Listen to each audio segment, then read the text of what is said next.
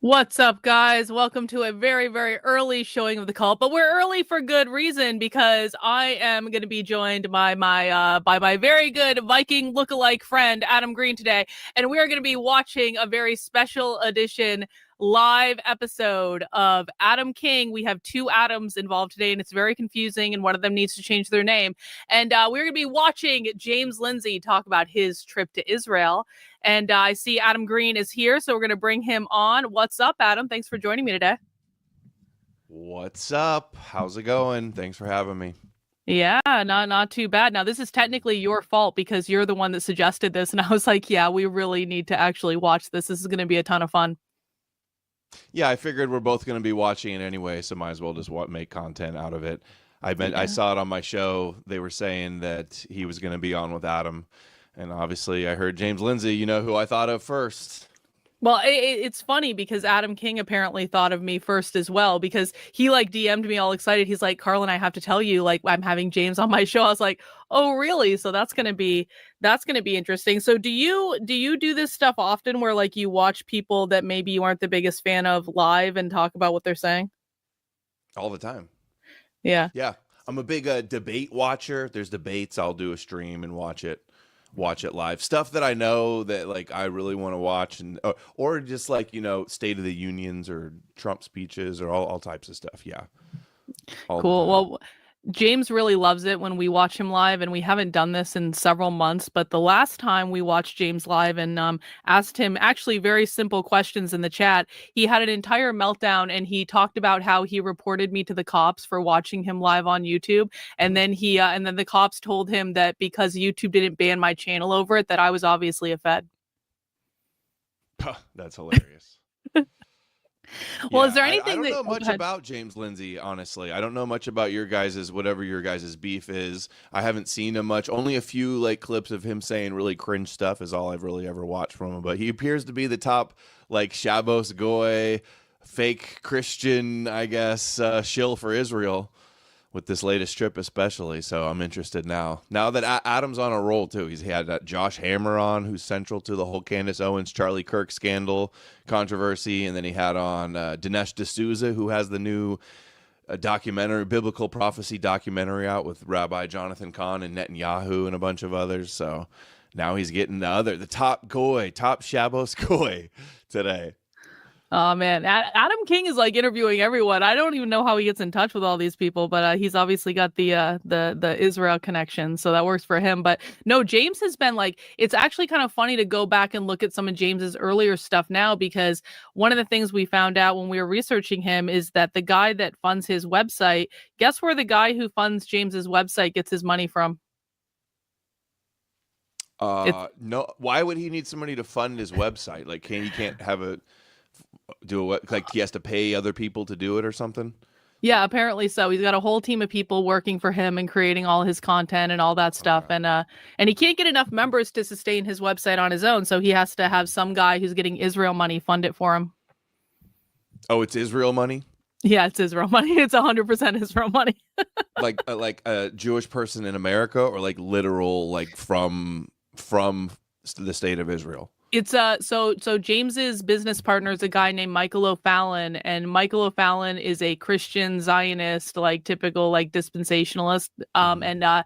And so he does a lot of business with the government of Israel, and so we found all these posts that he was making about talking about going to Israel and talking to the government in Israel and all this stuff. Okay, so he's working with being funded by a Christian Zionist that's very pro-Israel. Yes. Checks out, makes sense. So is he a Christian? Has he traditionally ever been a Christian? No, this is actually the funny part about James. Yeah. James is an atheist who early in his career wrote like several books completely denouncing Christianity. Mhm. But because James works with so many Christian organizations, he's kind of flirted with the idea of like, maybe I should pretend to be a Christian to make more money from these organizations. Yep. And that's Hmm. finally come to fruition. Yep. Hey, we got a super chat just for you. Can the glorious Mr. Green turn his mic up a little bit? That's I probably turned it up quite a bit. Is that you turned it up. Maybe is I it should is turn that my mic better? down. Test. It definitely sounds It's better to me. my gain's up way higher than I ever do it, but it You doesn't sound seem like good it's to me. going red. Okay. Yeah. Does it sound good, everyone? Do I need to turn my mic down? I Is might it need to good? turn it down. Is it good? Good now. Gotta get the sound good. So is Adam King streaming? I would prefer to stream this on YouTube, but okay, he is. Okay, he's live on YouTube. Hang on. So Adam King is live, so we're gonna get the YouTube feed up and running. Let's see. And we're just gonna react live. And guys, I want to emphasize, okay, if you go over to the chat, which I'm not saying you should or shouldn't do, obviously, I would never do that. If you go over to the chat, please behave yourself. Please, that's not the screen I wanted.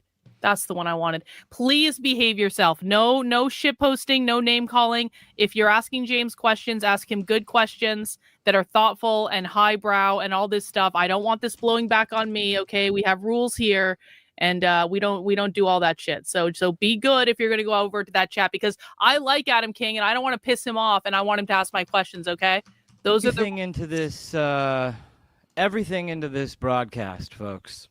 Week after week. Show after show. Show after show. Situation. He's got merch now. He's got awesome Jew merch. God, do we have a show for you today? So, you know, I don't know if you saw this, but I'm going to play these videos when our guest comes. We're going to get some original reaction from James Lindsay. Fuentes clips? The creator of New Discourses. God. Hey, can we do super chats on here? We only do super chats on Rumble. Let him know we are live. Yeah, get him on, Adam. What the hell? Share the link. Why is this important? Because he took the trip. We just got 60,000 followers. Boom! Now, only if we could get the Adam King Show account to like have any traction. So if you are watching this, go to the Adam King Show. Follow that account too, because for the life of me, that one doesn't seem to move. But we have like the most amazing situation brewing over here on how we're breaking the censors. Oh, yeah? Censors, just like I came out with Awesome Jew. Come on, dude. James Lindsay is not censored. I have other accounts too. People just don't like him. There's 4 people watching on YouTube. There's no one watching. There's only 4 people watching on Rumble too. Yeah. I give all. This is great. Okay, James Lindsay. We are live. We need to ask James, what do you think about Adam's red heifer and wanting to rebuild the third temple? Okay. We definitely need to ask him that. That's a good idea. And we have our guest, folks, early, so I'm just going to bring him in. Since we didn't get too far in the soliloquy, we'll save that for after the show. We got the one and only James Lindsay, folks. Hi, James. Hang on, let me find that. Hi, James. Let's sound check this brother out. He's got the... Why can't I hear? All right. Wait a minute. Ooh. Boom. All right, try. Yeah, there we go. Okay. All right, James Lindsay in the house. That's right. Hey, how you doing? What's up, man? Conceptual James. Where has my podcast gone? Now I'm sitting in front of Conceptual James over here. That's right. Dude, we got so much to talk about. I saw your last episode on Israel High. It's like par for the course in greatness. So much is going down. You just got back from Israel. I wanted to do like a picture slideshow of your trip to Israel, you know, like just enjoy it with you. But like literally in the last 4 days, the world's changed 8 times. So there's so many topics. I can't just focus on your trip. What do you want to talk about first? Your trip or what's going on in the world? Because I want to give at least equal time to both of them. First thing they're going to go to Tucker and Fuentes. The trip's really inspiring, so maybe it'll give us like positive energy to talk about the rest. First of all, you inspired me to change the name of the episode. It was going to be James Lindsay's $7,000 a day trip to Israel. But now I changed it to Am Yisrael Chai. No, because of your episode. It was just like, it was like, boom. You know, and I was thinking to myself, you know, Am Yisrael Chai is not just like, we always say it to each other as Jews, like as we're walking down the halls of Judaism. What's up, brother? Am Yisrael Chai, you know? But It's for everybody. It's for anybody who stands with us. So Am Yisrael Chai to you, brother. And I stand in solidarity with you when I say Am Yisrael Chai. How did the trip start? I get it. Well, like with an airplane ride. Obviously. The tweet was, turns out you could just do things. Well, yeah, with the big, El Al playing with the Star of David on the tail, like, let's make it all the way, right? So flew over in proper Jewish style, nice kosher meals on the plane. Nice. Land in Tel Aviv, obviously, jump in a car, went over to Jerusalem, to the hotel, got checked in, basically had enough time to splash a little water on our face, change our clothes, and went to dinner with kind of the group that invited us, which is the group, it's Heirut. It's like a think tank political. Do you know anything about that? Over. It's not your typical kind of influencer tour. We weren't like just going to see the sights and get the rah-rah cute kind of trip. It was like, let's get some in-depth look at like what's the history of this place, both in terms of, modern 1948 to now, but also, ancient. How does that bear on what it means to be here, to live in Israel, to be Jewish in the world or in Israel? And then, what's the legal situation here? Like, how screwed up is Israeli politics? Heirut. Turns out to be real screwed up. Yeah. And it's very complicated. A lot of Americans just like have no idea that, frankly, like they don't think about other countries' politics at all. And so they have no idea that there's like all these different, factions and parties, and people are fighting over different things. They have very different conceptions of how things are and should be. They don't understand basically this huge fight over judicial reform that's like at the center of like so much that's happening in Israel right now, where the Supreme Court has basically kind of upended the idea of balance of powers. And is that good? Is that bad? The whole thing. And so Ehud Barak's whole thing or whatever. So this is like a complicated. We had that aspect as well. That's then we an went entirely other bag of chips. The Ehud Barak Netanyahu war. That's right. It's like crazy what's going on. And so then we went and saw all like the heavy stuff. Right. We saw Yad Vashem, which is they get it out of the way right in the beginning. Yep, and then we went to Mount Herzl to see the new October 7th memorial. I love what you said about the trees, though. I mean, we're blowing through your trip really quick. I want to. They went on the victimhood tour. There's so much overlap. Like it was a 9-day. The martyrdom tour. We're still on like a few hours. He was in Israel for 9 days. So, like, I want to back up and I want to tell the viewer audience something. And maybe you don't even know this. Did you know that El Al is one of the only flights that has a missile defense system attached to it? I knew that. That's part of like they sold the airline to me. That's kind of creepy, honestly, that he knows that. And stuff on there. Yeah, I've actually seen one of the pictures where like it's a 787, and if you know what to look for, you can see like some of the missile defense stuff on the bottom of the 787. Yeah. So yeah, and why? Oh yeah, because people trying to shoot down Jewish planes. That's why all the time. Anti-Semitism. It's like a serious issue. So this is actually nobody tries to shoot down anybody else's plane. Just Jews. Yeah. Why don't everybody have those? If I don't leave the country. Why don't American planes have those? Smart move, but I gotta just say, El Al business class is like a social club. Did you meet anybody on the plane? Did anybody? They flew his business class. Oh no, that must have been nice. It's like it's worth it to fly business just Mile High Jewish Club. Party, Oh, that's funny. No, thing you've ever seen. No, I didn't. And then before we get to your thing, the group that took you out, they're called Hey. Wearing coach with the goy. I want to just say for the audience that doesn't know Hebrew, that means freedom. So obviously that's why they would go for a guy like James Lindsay. That's right. Yeah. Some might say liberation. Yeah, we're good friends now. It's a great organization.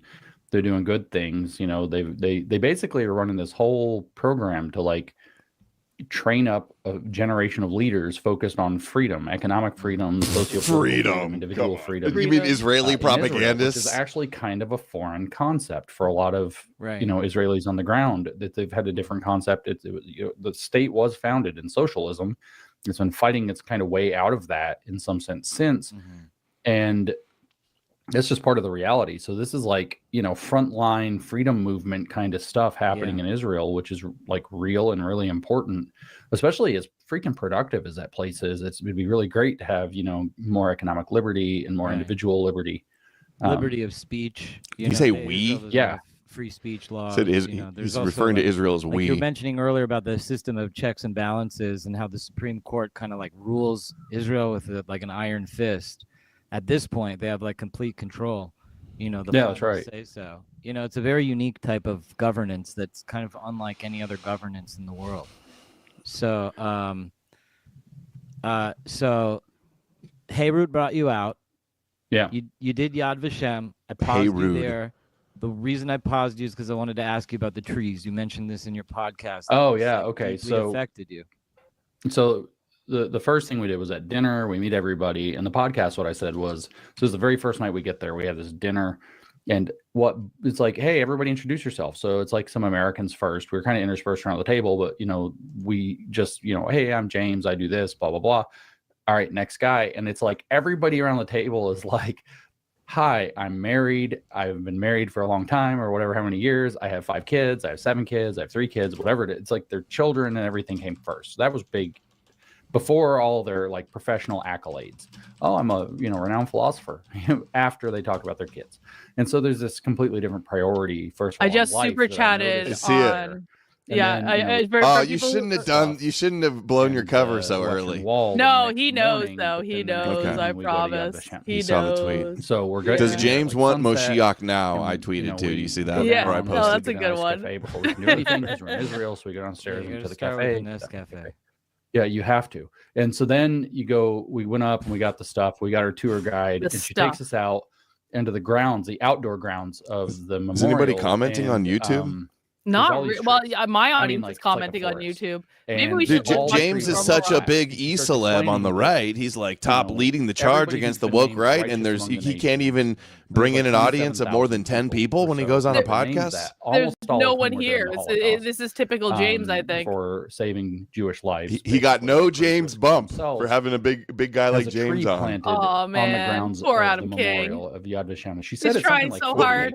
What kind of person is a big fan of James? He seems really boring. Is he always this boring? No, I think he has always been this boring, but it's just like now he's like extra boring because all he ever talks about is Israel and Jews. And in the United States, it's so like emasculating. It's just like I went over to Israel and let me just tell you how great it is. Like, all right, bro. All right, chill. Yeah, I'm gonna switch over to Rumble because I can send super chats on Rumble. Like the so let's watch over here. Probably ever get your hands on. Just to give context, it's like a campus where this is the best Israel could do. Yeah, he's just like vowing. They didn't even hire him. He's just like went over there to try to like 40 acres is like try to grovel to the. It's huge. And so they've got these 27 some odd thousand trees intentionally planted there on the property. Some of them are quite old and big. Some of them are not as old and big. Their tree program. Some of them are fairly small. They're planting trees. And they all have plaques, and they all tell the name and a tiny little. How many Palestinian vineyards are you chopping down? And olive trees are you stealing? In order to help save Jewish lives.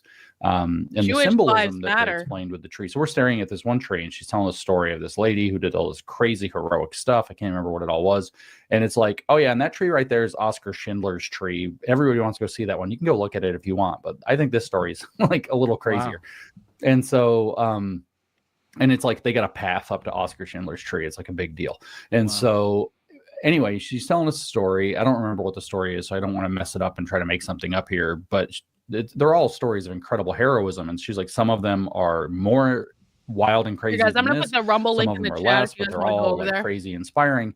And she says the reason that we plant trees is, first of all, they symbolize life, and then second of all, you have this idea that by this person's sacrifice that they made, the tree symbolizes, it comes up from the root. That's the sacrifice. Did you go look at any? Did you go talk to the Palestinians about their olive? So that's like for every Jewish life saved, the branches are like getting destroyed. And so like the revenge, the idea. What's the Jewish idea of revenge for the Holocaust? Is it let's go glass Germany or something? No, it's let's have a lot of babies, because you couldn't wipe us out. So now we're going to make lots more babies, and it's like this unbelievable celebration of life. It's not this, how do we go destroy our enemies? How do we like undermine or take over the world? How do we use our space laser to eradicate Berlin? That's like not on the menu.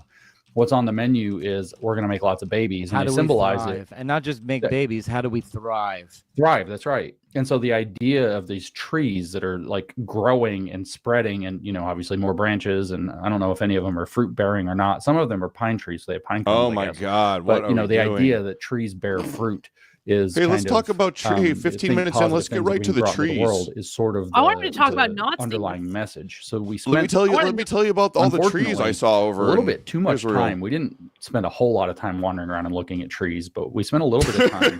Which the reason I say it's unfortunate is because it was sunset and the place closes. And they talk about Nazis. They didn't give you the VIP pass, man. They didn't let you stay open. Yad Vashem, what's up? Man? Can you expand on the neo-pagan rights? Yeah, right. Don't they know who I am? Where's Amalek? And so, no, the people in Tel Aviv know who I am. The people in Jerusalem, only a little bit less.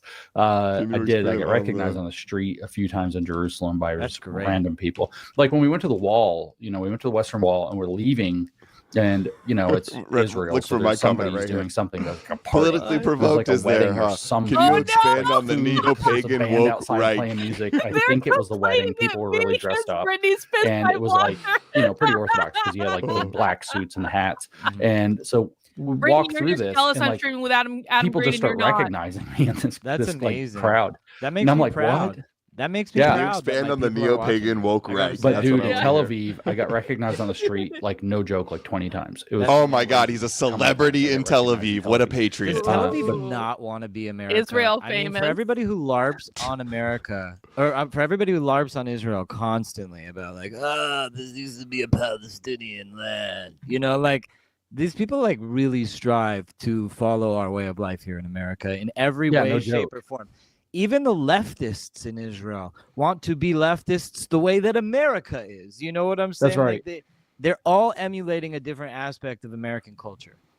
There's a surprising number of American flags flying around too. Like there's a lot of Israeli flags. And if somebody's traveled, they worship us. Trump flags and effigies that. Oh God, Trump! Holy crap! They got like pictures of his face stuck all over the place. They love Trump. They love Trump. Somebody told me when I was there, and I don't know the stats on this, but they said that there was a poll. So I'll assume that there really was a poll, but I don't know if James humped the wall. I have no reason to believe this guy made this up.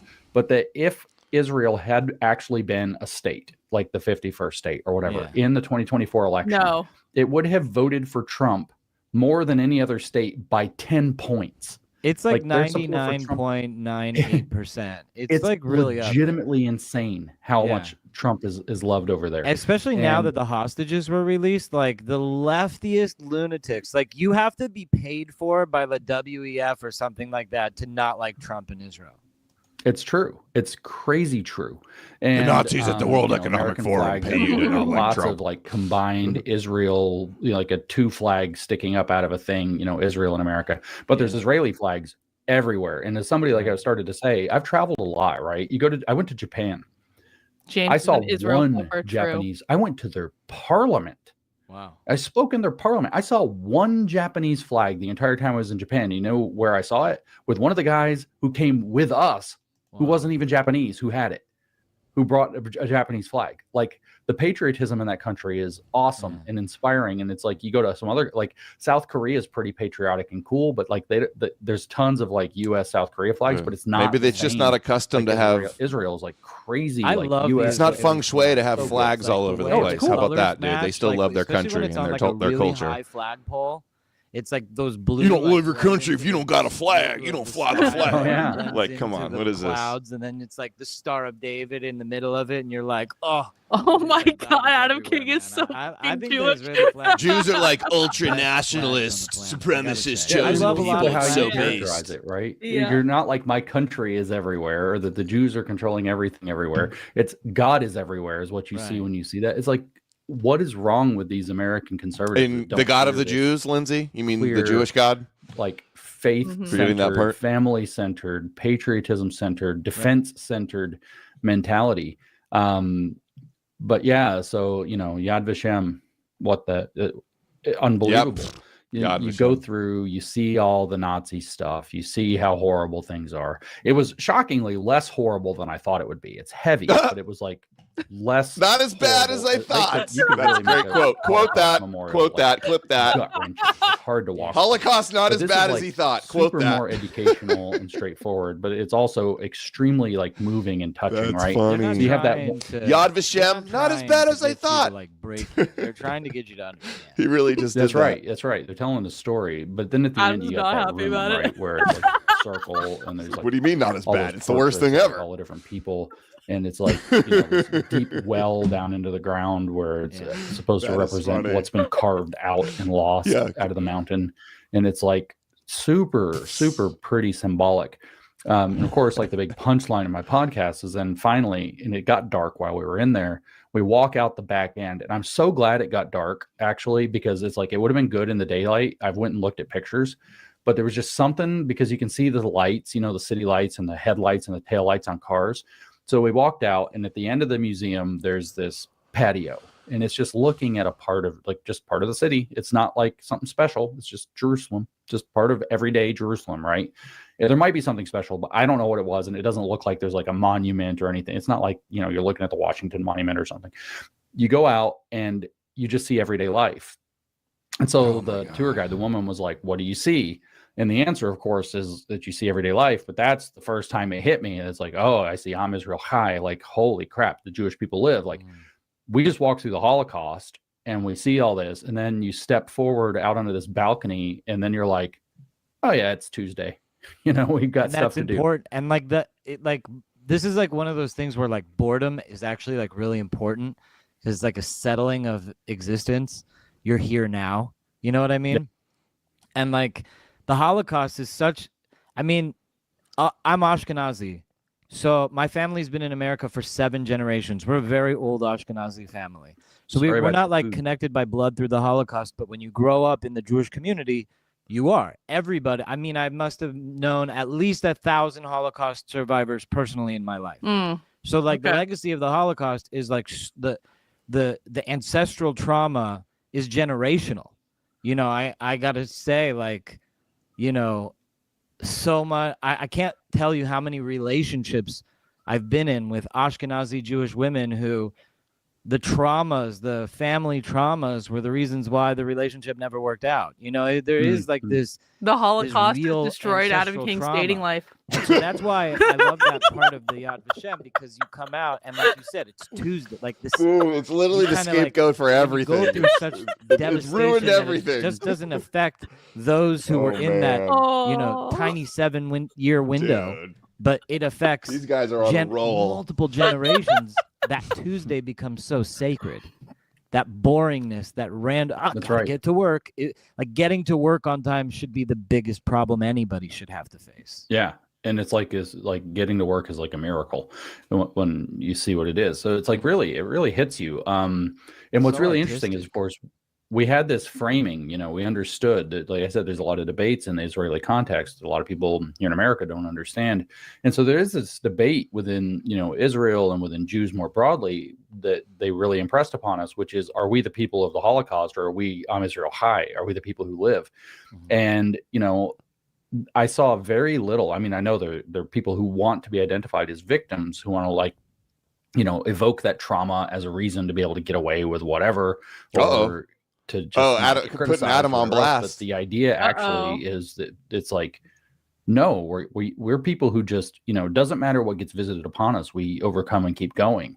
And so that like pride and determination and grit that kind of shines through with that mentality about, well, how do we think of ourselves? It sharpened their iron. We're the people who keep living. It makes them fight and unify. To we're the people who always get attacked. It's like the little wimpy dog meme versus the big buff dog meme. And it's really, really inspiring. And that's where I started to say, when you asked me about the missile defense thinks the on the Jews plane, are a big buff dog. It's like underdog stories are very. You don't get it. Great comparison. Actually, kind of see what's going on. Jews are just like such a buff dog. Everyday life is your plane might get shot down. Like that's not everyday life in America. I mean, it might be like some DEI plane crash. Have any planes been shot down in Israel? Or are they just saying any day it could happen? They want to take you out for absolutely no good reason except the terror that it causes, and only for being Jewish. That's the only reason people are upset. Actual terms, that you go to a music festival and 1,400 people don't make it. Yeah, I went there.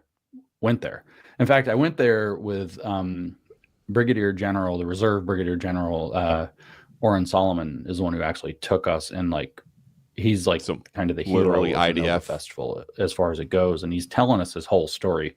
I know you know who Billboard Chris is, and you know his like Twitter account. He put that he videoed that entire storytelling that General Solomon did. He taped the whole thing with the translator. I mean, Solomon talked in Hebrew, but he had a translator and told the whole story, and he put it up on Twitter. So anybody can go watch exactly what his heroism is. And it's so crazy. Like, again, here you got this incredible hero. He saves hundreds of lives that day. I mean, obviously tons of people didn't make it, but he still saves hundreds of lives. You can think of those like those trees in a sense. And he's so humble, right? So the deal was, you know, it's October. The survivors 7th. Are he trees. Wakes up, he has a phone call like, we need you at command now. Basically, we're getting attacked. We don't know what's going on, early in the morning. And so he's like, let's get dressed. He puts on his uniform, his IDF uniform, grabs his son, who's not IDF. They strap pistols, get in the car, and go to drive to HQ. And on the way, James he comes across like all these cars outside the Nova Festival site. And he's like, because he lives down in one of those kibbutzes, and he's like, the kibbutz. This one ain't of those right. communist and he sees like the kibbutzes, Hamas James? Jeeps or whatever. So he stops. Oh yeah, he's anti-communist. Like, well, he did mention like they're coming out of communism. They're fighting a fight against communism. Really early in the morning. That's his. They're all drunk and stuff from the night before, partying, which they probably shouldn't have been doing. But it's a music festival, and young people are young people. Probably it turns out shouldn't be Israelis know partying. how to have fun. Too, no one should have fun ever. And so they were all having a good time. And he's like, basically, like grabbing him by like the shirt, shaking him, like, "You've got to run away now. Like, this isn't missiles and the Iron Dome. Like, you've got to run." And they're like, "Run where?" And he's like, "East." And he just points into the field. And so like a bunch of them won't do it, but a bunch of them do. And like, I think the story is everybody who ran away and followed it. I don't know where they ended up going, but everyone who ran lived. And so he saves all those people. And then he's like, finally it gets in a point where like Hamas is now here, and he's like, you know, trying to do something. They're killing people. He's trying to get people to safety as he can, the best that he can. And he realizes like he's stuck in some situation. I forget what the deal is, but he's like, go watch Chris's recording and you'll get the actual details right. And he's like going to die, and he knows he's going to die. So he prays some prayer that's like, I don't know which one, but it's like one of the, yeah, that's it. That's it. So he prays the Shema, and then he says at the end of it, "God, just let me save these people, or help me save these people." It's just like all emotional, and all of a sudden, like a sob stories. Like go interview some little kid in Palestine and ask them how their last few years has been. Like running over Hamas. Go ask somebody that's lived in Gaza for the tank isn't shooting, and he doesn't know why. 70 years. They'd already grenaded those the kids tank aren't paying killed everybody James's inside except salary, the driver, so the driver has less special in that. protection for. They're not God's chosen so people. It's just a driver, so he doesn't have access to work the guns. It's like he's such just a like running them liberal over like thing. It's like my feelings are all that matter in this. Well, no, there's actually more than that, far side of the festival site and dies. Like in the 2 tank. words, So Hannibal now the directive. tank is just stopped. Actually, and so Solomon realizes he's got to go there, and so he gets over to the tank. He starts getting people to hide behind the tank as like, you know, a piece of heavy. If someone wants to ask to James about the Hannibal directive in the Rumble chat, I think that'd be a good idea. I forgot part of the story. He actually had this where he's stuck twice, and he does the same prayer, and please let me save more of these people, and then something works out. And so then anyway, he gets over to the tank. He gets the machine gun off the tank. Like, thank God the guy, it was in a tank division when he was in the I do not care about these knows how like individual people's stories. Attached to the tank. He gets from October 7th. And he starts like fiddling with it, and it's jammed. We have to relive the trauma every single day. Third time's a charm. He prays the prayer. He says the thing, please just let me save these people. And then kakunk. The gun works. See ya, Hamas. Oh my God! It's ends a up miracle. saving 70, it's a Jewish 75 miracle. people, something like that, behind the tank. Fights for 10 hours. Neither him nor his son ends up dying. Amazing, so all he cares about, he comes home, doesn't even tell his wife that he went to the Noah festival or anything. Just was like, yeah, we went to the HQ. We're under attack. You know, like kept it quiet. Yeah, and then it's like, I brought my son home. Something like that. You know, it's like, by the way, he's like, I brought our son home. He's okay, you know. And hello, like, my name is Rambo. You know what I mean? Like, yeah, for real. How and do so I then tell your it's wife like, that? You know, he was never going to tell the story. He finally starts to tell the story, like to some people privately. He was never going to tell the story, and they're like, "No, people have got to hear this story. Like, there should be a freaking movie about this story." And so, yeah, there should be a movie. Chris's video of this. It's amazing. I will, and we'll. I've heard there's already like That's, 15 movies really about October thing. 7th that have been story. made. This, by the way, being becomes made. like the other moment, right? So I'd been to Yad Vashem the night before. No, wait, the Knesset was the night before, so that was a little bit less impactful in terms of drama. But sounds like a real that, neutral, non-biased trip. Like I've been there before in many instances, not just in Israel, but also in my life, where like something, where like I really felt like I was in danger, and like in that moment, like I really just like turned myself to God, and I just, please help me. And God, one of the things that we say in our prayers is, God is the God who saves. God is the God who listens. God is the God who hears. These are all things we repeat, because it's like, there's like a, like, did you as see Elon about, agreed we that are Fuentes is a psyop yesterday? I did see that, like, not to focus on the past, but to move forward. Nick is the center of the universe. People. It's all, this is like a really like a Jewish trait. Like you said, like you were like, he says the prayer, like every Jew knows the prayer, right? Oh my God, dude! I was 30 minutes in, and like we're talking about trees and like a sob story about October 7th. And there's so many topics we can get into later. Quality Jewish entertainment here. One of these Black Hebrew Israelites soon who thinks I'm not really a Jew, and it's like, but like our whole culture is preserved. Those topics. I would love to have you for 3 hours, James, because I have so ask him many about the topics I can go Nazis, down with you. I want to Adam. be focused, but in the spirit of like moving forward and moving to life and not focusing on the past, I want to focus on like the positive stuff. We heard about Yad Vashem. We heard about October 7th. No. Like you also posted like so many pictures at sites I never even seen before, because I obviously don't go to Christian sites in the land. But obviously, but you could.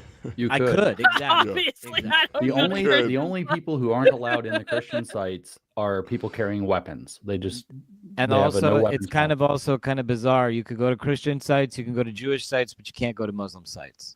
That's right, and Jews can't go to the Temple Mount.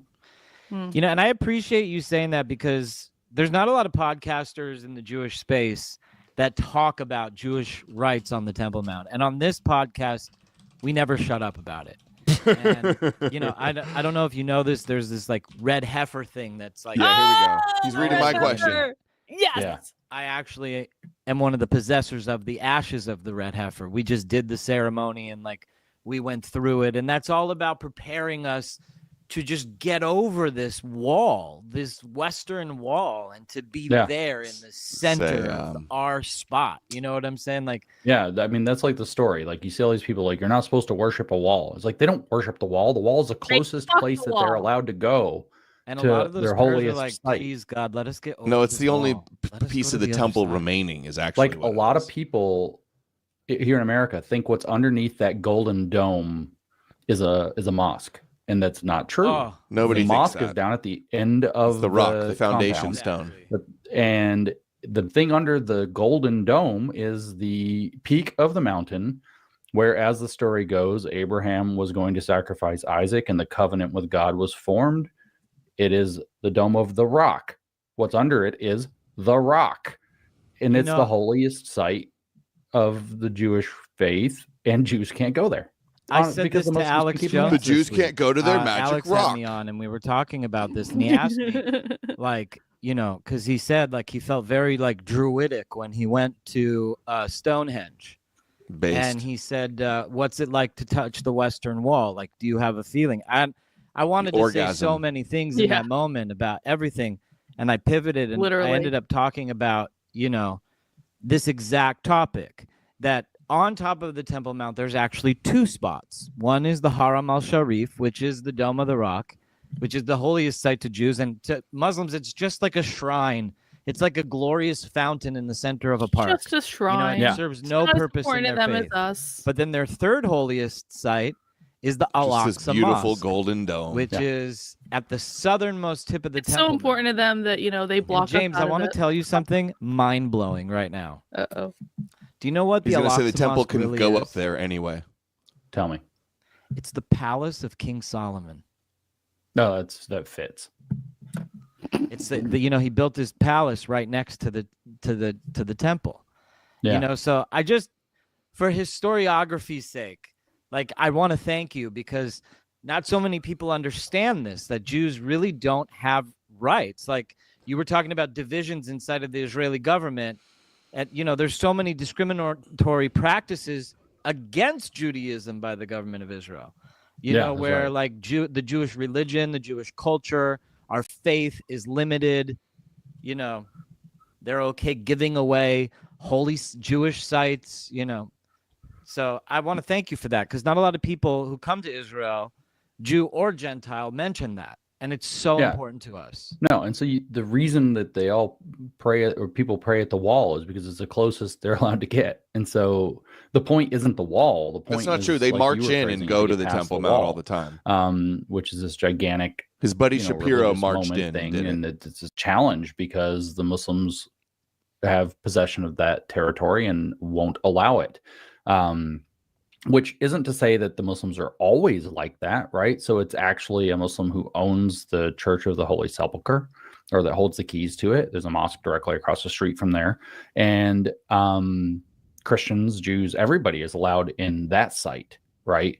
There's no, other than people carrying weapons at the time, there's no restriction. So it's not like there's a very clear power play happening here, that people just kind of don't understand. And so it's the visiting to the wall, power play also. A very old power play. For example, the Armenian quarter of the old city of Jerusalem. Do you know the story of how they got there? How are we spelling heifer today? Tell me.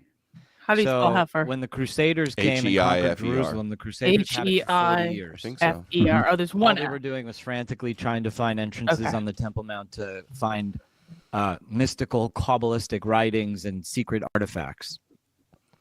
Which they found some. That's what started the cults of Europe, the Knights Templars, and all those things. Yeah. So when Salah ad-Din came to conquer Jerusalem, it was a bloodless war. I'm just trying to get Adam to acknowledge me so that I know he hasn't looked at the chat the whole time. Now he's doing ancient Jewish history, temple propaganda, or something like. Because the Armenians were very close with Salah ad-Din at the time, that the Armenians would be brought in to be the custodians of the Christian sites, because they were A, the original Christians, the very first Christians, and B, they were a neutral party, A, Christian, and B, close to Salah ad-Din. So it's kind of a cool thing. So the Armenians actually have, they really sit on the ancient stuff. Mm-hmm. They have so many relics in the old city of Jerusalem. I actually lived in the Armenian quarter. That's how I know a lot about this. When I lived in the old city, I spent most of my time trying to find secret entrances to Agartha and stuff like that. I was like, take me into the earth, God. I'm ready to go. That's as funny. long as I'm alive and not dead. Yeah. Okay, so out of all the spiritual sites that you went to, forgetting about drama, let's focus on God. I don't know if you're really a man of faith or where you sit spiritually. Your spirituality Let him answer. Is a little bit ambiguous. Yeah, you're ambiguous. Spot. Where did you go? Did you have a holy feeling, a otherworldly feeling? A God feeling at any place in Israel? Say no. No. And so many people have asked me this, but what I had was this unbelievable connection to history. Probably actually the most impressive of those kinds of feelings was when we actually did go over to the area around the temple, and then we looked back to the mountain where the first thing we did in the morning is we got up and we drove to this lookout, and I wasn't exactly sure. I'm still not exactly sure why we went there, but it's obviously we go to this mountain, and then you have this huge view of Jerusalem. We're all first day there for the first time in our lives, all of us. So we've never seen it before. And it's wow, and there's your first view of the temple and the Dome of the Rock. And you're wow. And you can see old Jerusalem laying on the mountain. The temple, there's no wow. Temple. And then we go back, we go over there. we did all the City of David stuff. I think the Pilgrimage Road thing was really, really impressive also. But the feeling I got down there, like the strongest feeling, you get this idea because the stones are so like shiny and smooth, even though they're 2,000 plus years old, that like, holy crap, a lot of people walked up and down this road. But then there's this drainage tunnel under it. And that's where during 70 AD, when the Romans were destroying Jerusalem, that's where like a lot of Jews made their last stand, right? They hid in that tunnel, which was a drainage tunnel, which is AKA a sewage tunnel too, underneath the Pilgrimage Road to like basically do guerrilla warfare against the Romans, which, isn't going to go real well in the long run, but still they weren't going to go quietly. They weren't just going to die. So you have this sense of history there. But when we got up and out of that, and then we get up onto the Temple Mount complex, and then we look back, they're like, okay, see that mountain over there? And like, yeah, that's where you were this morning. And this was the moment where it like really kind of like socked me in the head in the sense of history in depth. And it was like, that spot over there is where it says in Genesis that, Abraham has come across and he's got Isaac. He's come across and he's ridden his donkey 3 days to get to this mountain. And that's where he got the first sight of the mountain that he was meant to go to with Isaac in order to do the sacrifice. And that's where Jews Abraham, in their tunnels, in all likelihood, looked for the first time on what ended up becoming the temple site. And then, of course, had to walk down through all this and then back up the other side. It's pretty mountainous. It's steep. And so, it's all of a sudden, it's like I felt like I got plugged into 3,500 years of history. Or come on. He got plugged into the Matrix, and all of a sudden it downloaded into his head. Yeah. And he lived the history. That's right. And how does that affect your view on Western civilization? I know you're a big Israel's in the east, but if that is like kind of like the genesis of it doesn't at all. That's right. The genesis. It's like, I got to touch the stones. Obviously I walked on those stones. I walked on the Pilgrimage Road, which it is, I think now, but it wasn't open to the public at the time yet where we went. Maybe some of it was, I don't know what the story is, but it wasn't fully open yet. We got to go on a VIP tour that basically the public hadn't been able to do yet. The only people down there were soldiers that were getting shown what was going on. There's a big connection there. They want the IDF people to understand what they're fighting for and what the history is and where they came from. So I felt like I got to, whether it's these stones that allegedly, Jesus was crucified on, maybe it's the right one, maybe it's not. Whether it's the stone where Jesus allegedly, sweated after being betrayed, knowing he's going to be put to death. I touched those stones. I touched the, what was that? I walked on the road, he's not even listening. all this stuff. I just got this sense that I'm touching the foundation to advance Western civilization must disarm. Should you rethink butter? It So depends. stones are there, so Jesus is Western civilization. Crucified on. Yeah. You're cracking me up. Is he? Sorry You're about cracking that. me up. He's just not listening at all and playing all these things. Yeah, you're opening that. I'm like, I touched the foundation of Western civilization, and now is butter really butter? Yeah, that's so funny.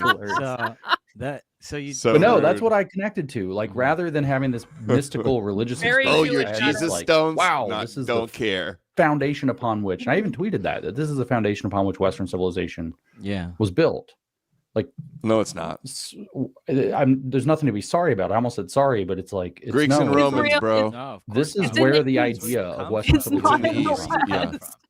This is the the it's the root Romans from don't which it realize grows. that they have their Yeah. origin This mythical story of a Bible. Jew walking around The Jerusalem. origin is story of the built Romans Western is in the civilization. Bible. Yeah, It's real. Jacob and Esav, and Esav has Edom, and Edom has Eliphaz, and Eliphaz has Romulus and Remus. What did he just say? And the Talmud and the Mishnah and the Midrash all have this story that they were nursed by wolves. The same story is corroborated. the foundation in of Jewish tradition, Rome. that the two Amazing. twin boys were nursed by wolves. So it really is a Western civilization moment. They really here, built Rome, where guys, it's don't you kinda know? like, it's more than Western civilization too, because it's also the Arabic civilization. It's all the stars of the sky. It was what was promised to Abraham. There's like the whole genesis of the modern age really kind of like emulsified in this one place, you know. It did. It actually is pretty profoundly clear because, you know, if you know the values that are portrayed through Genesis, and then into the you know, both Exodus through Leviticus and Deuteronomy, where you get the kind of like the legal basis upon which, say, the United States' foundation was laid. A lot of Americans don't appreciate, but you go read some founding fathers at how often they reference not the Bible, but specifically the Hebrew Bible in the formative, you know, aspect of their thinking for how to organize the U.S. as a political entity. Now, culturally, the Old Testament is about having more kings. Deeply rooted in kind of a founders were anti-king. Not entirely. There's other thought as well, certainly, in, you know, Lockean thought and, you know, some Greek You should put that in the chat. thought and so on. Wasn't the Old Testament about having kings? As far as the legal structure of the United States, what form will our republic take is very heavily based off of more or less the Torah, which is the a very Mishnah, uncomfortable. Actually, I love this story, and again, James Lindsay impresses me with his vast knowledge and understanding of things that nobody James, else you are so smart, and you just have knowledge. The founding fathers of this country studied Talmud. Good boy. They all knew Hebrew very well. Thomas Jefferson learned Talmud with Chaim Solomon, and the Mishnaic law was a heavy influence on the creation of the American Constitution and our due process of law, the way that we carry out our system of justice. You know, they were in that generation, they were like recreating the Bible. They considered themselves like a new Israel of sorts. Like they really believed that America was this new Israel, and they connected to it through their Christian faith, obviously, you know, but they still granted freedom of religion at the time. And that's one of the best parts about the Constitution that people don't really think about. When the founding fathers granted freedom of religion, what religions were in America at the time? You had Christians, you had pagans, you had Jews. That's it. There were not pagans. You didn't have anybody else. You know, so I think that's very important when assessing it. So would you say, James Lindsay, that like the connection to historiography gave you a spiritual experience in the land? Did you have like he's trying again? Did you have a Jewish experience, James, or God or higher power, anything like that? Even history. That's the Am Yisrael Chai part. That's where I connected to something more spiritual. This idea of the, you know, despite all of the challenges that history and life in a messy Jewish world suffering is his spiritual experience. Like, life is the thing that we're going to keep going on living, and living means living all the way, having kids, fruitful, multiply, prosper, thrive, develop to the best of your ability. You know, you're building cities knowing that they might get blown up, but you're still building them and you're still making them nice. I mean, maybe not every neighborhood in Tel Aviv, but otherwise, they do their best. It's an amazing testimony, right? And the connection happened kind of, like I said, twice. Once was coming out of Yad Vashem and looking at just Jerusalem on the outside of. This is the most boring discussion and ever. the other one was when General Solomon. It would be way more entertaining if he was interacting with the we chat. went up to say bye. He was going to drive home, and we were going to go off to our next thing. And so we went to shake hands and say bye. And it's like we just looked each other in the eyes as kind of each of us, and was like, Am Yisrael Chai. Like, it's like you suddenly just get it, right? And so that was the main kind of spiritual. Israel lives, like, man. You just get it. What that represents lives, and what that, it's not just the Jewish people, as in like, or the nation of Israel. It's like there's this deeper thing. It's like the spirit of civilization and humanity lives because we're willing to stand and fight for civilization and humanity and decency and beauty in the world and our children and et cetera, et cetera, et cetera. So that was the real connection. And it's like, I can't shake that feeling. So it sort of has that, but I'm not like, I was with Jay Richards, who's at the Heritage Foundation. I was with him. The Heritage Foundation was there. Oh, and I told him, like, he's, jaw dropped. eyes wide, for a lot of, especially the Christian sites. He's Catholic. So he's just soaking it in and loving it and just amazed. And so he's having this kind of very important Christian experience. He said that when we went into the Church of the Holy Sepulchre, his pulse was probably 120 plus the whole time. Wow. Right. Like he's just having this moment. And he literally it was had big a deal stiffy for him to get to go up and see it all and touch it all. And so I'm sure he had that kind of experience. But I told him, what's weird for me is I never thought anything other than that the Bible's probably at least archaeologically true. Like the story that it tells is at least pretty close to historically what really happened. So I'm not I didn't have this blown away, the Bible came to all life mythical kind of stories, moment. pretty It's much. because I didn't doubt that in the first place, I guess. And then seeing for me, not to put it down, I mean, JD Vance was all about some Church of the Holy Sepulchre, but it's it's really ornate in there. And it's I felt like it actually takes away from. It's very different than Western Christianity. Yes. It is extravagant. The tomb was very interesting. It's all very beautiful. But then when you go back into this kind of, the Armenian part of the church, and it got destroyed in a fire, and there's many years ago, and there's this really weird rule that they can't fix anything unless everybody agrees to whatever they're going to do. So it's still just wrecked. But then they have the, unadorned tomb in there. Dude, why are they boring allegedly us? Joseph Who's going to clip this besides the one him saying it's not a big deal? Maybe or maybe exactly. not. This Jesus is laid in, but probably not.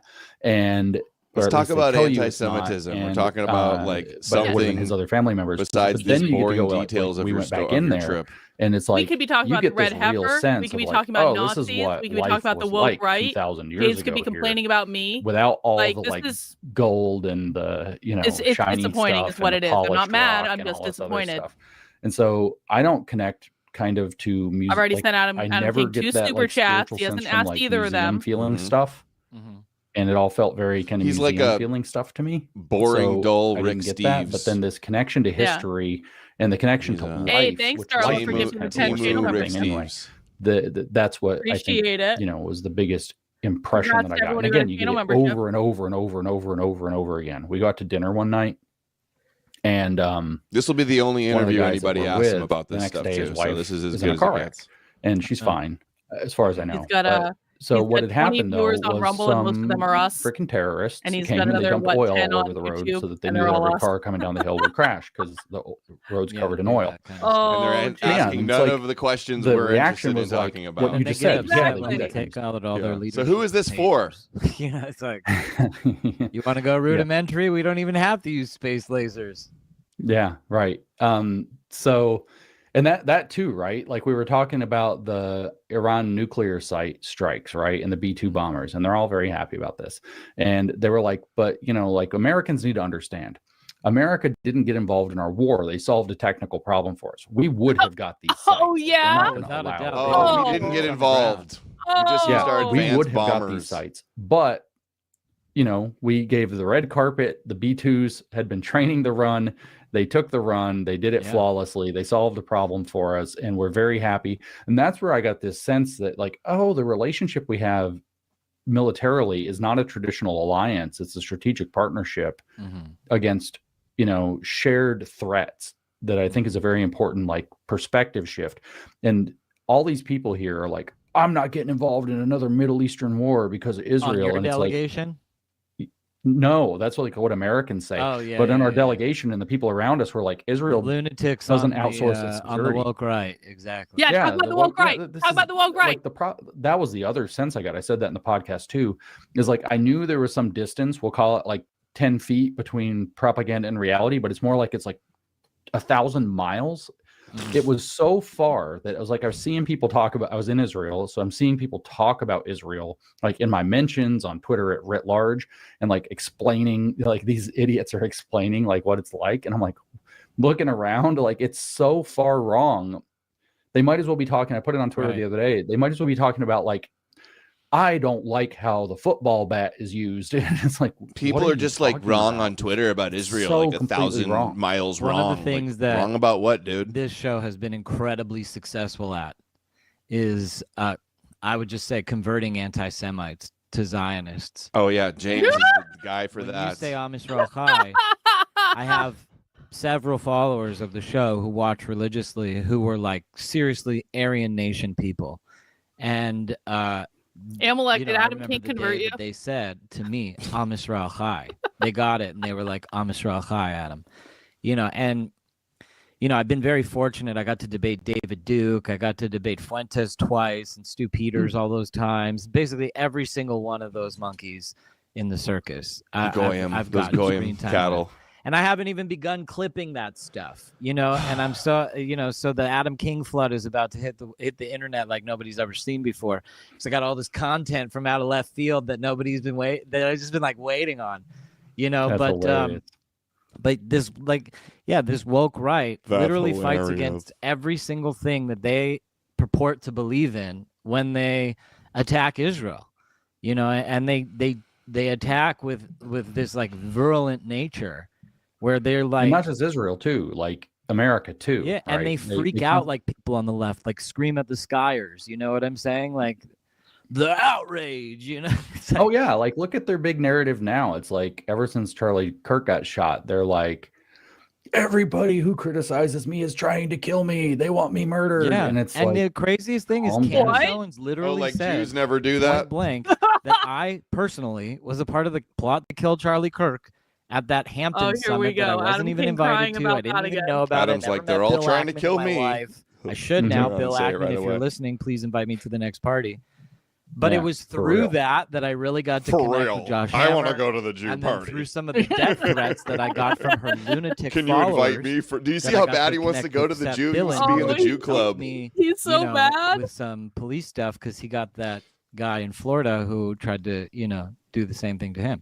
So yeah, like sure. these lunatics, they're like going online, inciting mob violence for free. Inciting getting mob paid to do it. violence.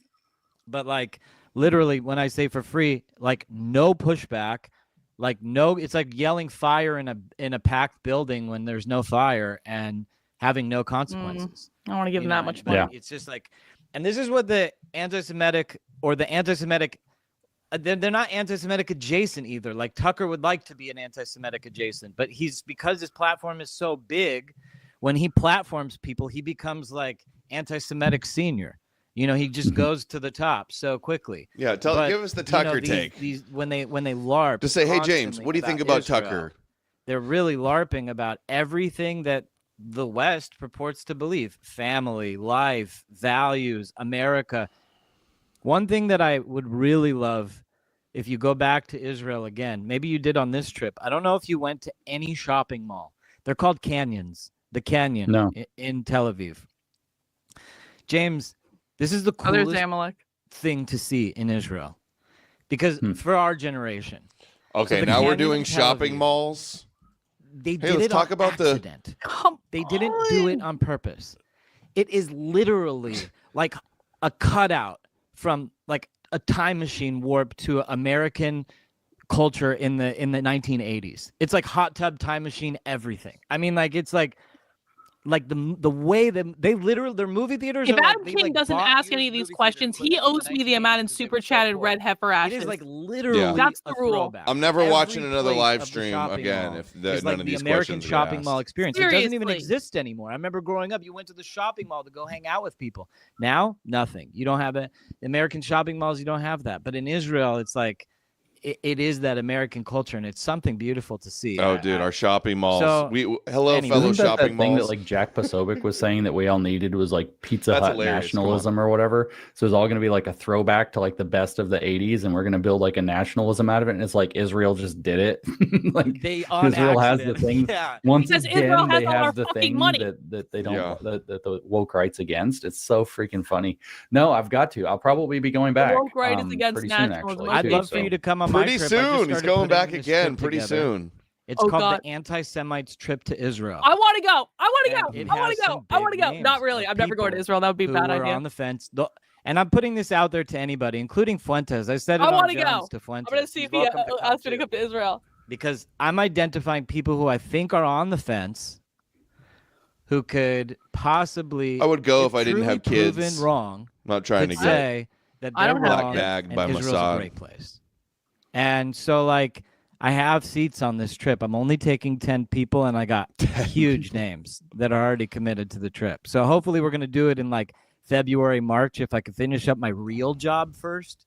I I'm not here just trying to make money off of clicks. I actually don't make any money off of clicks. I have a store, and it's really so that I can put people's faces on shirts. Making money and off of clips? Like Candace Owens. That's pretty much the only reason I do it is to troll harder. That's so right. And my trolling worked so great. How I got does James make freaking money? Lindsay on the show to talk about a variety of things. Ask my question. Israel is amazing. Everything. I don't know Israel's if you saw this. amazing. I'm going to throw it up on the screen really quick, but there was, I put this as the flyer to our episode. Did you see this? Where is it? Did it get taken down? Is he going to talk about you retweeting it? I hope so. They just put a giant newspaper article up about J.D. Vance being the disengagement from Israel president. Oh, come on. Yeah, I saw that. The first post-Israel guy or whatever. And, what a picture they picked. The American conservative. He's practically like Zig. Oh, they're trying to cancel the American. Yeah, he's like waving to the crowd very clearly, but they've It's caught not a this Zig moment. Heil, but they cropped it because they want to make it look like a Zig Heil. That's right. They Jews want to are make him scared look of like JD that. Vance. And it's like, That's what man, I've been JD, hearing a you lot are of. you're in a hot bird seat right now. Like he is like, he's got his little circumstance. He's built around himself, and boy, oh boy, is he in a pinch. JD Vance can lead a post-Israel America by the American Conservative, and the American Conservative was founded by Pat Buchanan, the woke rights little darling that they all want to give the Presidential Medal of Freedom. And even Tucker though Trump Carlson literally said, Tucker Carlson is really like Pat Buchanan 2.0. That's right. And like I found this clip the other day, I put it up on social media, of Trump back in the day talking to Jay Leno on the Tonight Show about Pat Buchanan. And he's just like, he's having some Nazi love affair with the Third Reich. And it's like hilarious. Like Trump like straight up said that about Buchanan back in the 90s.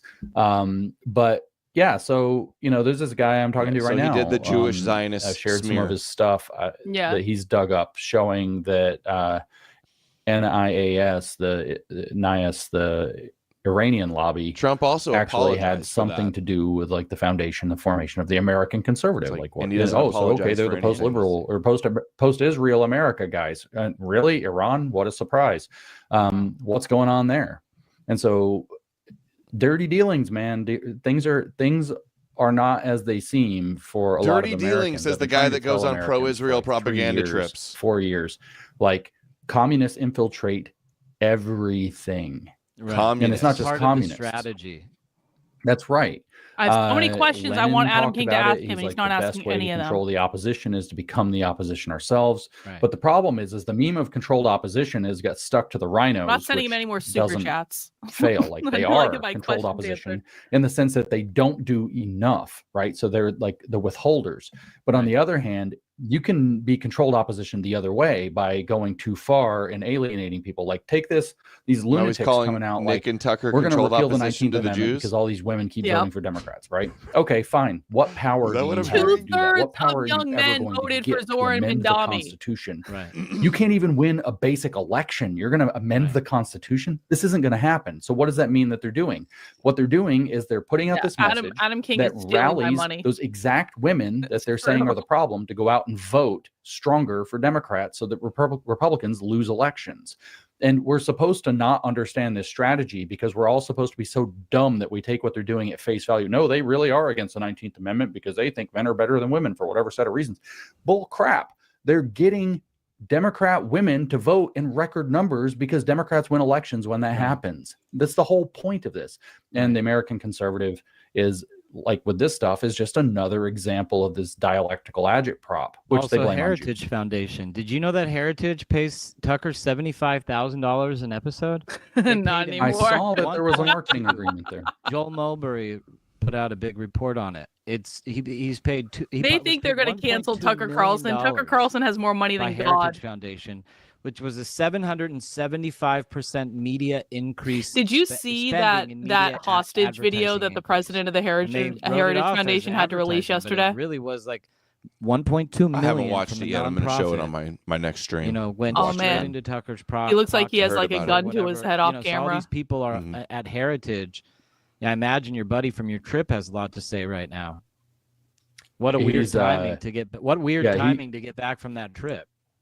I'm so grateful for the situation for him that this all landed after, so he didn't have to like deal with that while he was over there, because this was magical for him. He's extraordinarily pro-Israel, and you know, Average he Catholic. gets it. Like he connects with it. They talk And about so Israel like it's like going to like I know Disney there's a lot World. of difference of opinion within Heritage. Kevin Roberts, however, was placed to replace Kay Cole James. Kay Cole James was the previous president of Heritage, and she had veered pretty heavy into the CRT style woke left stuff.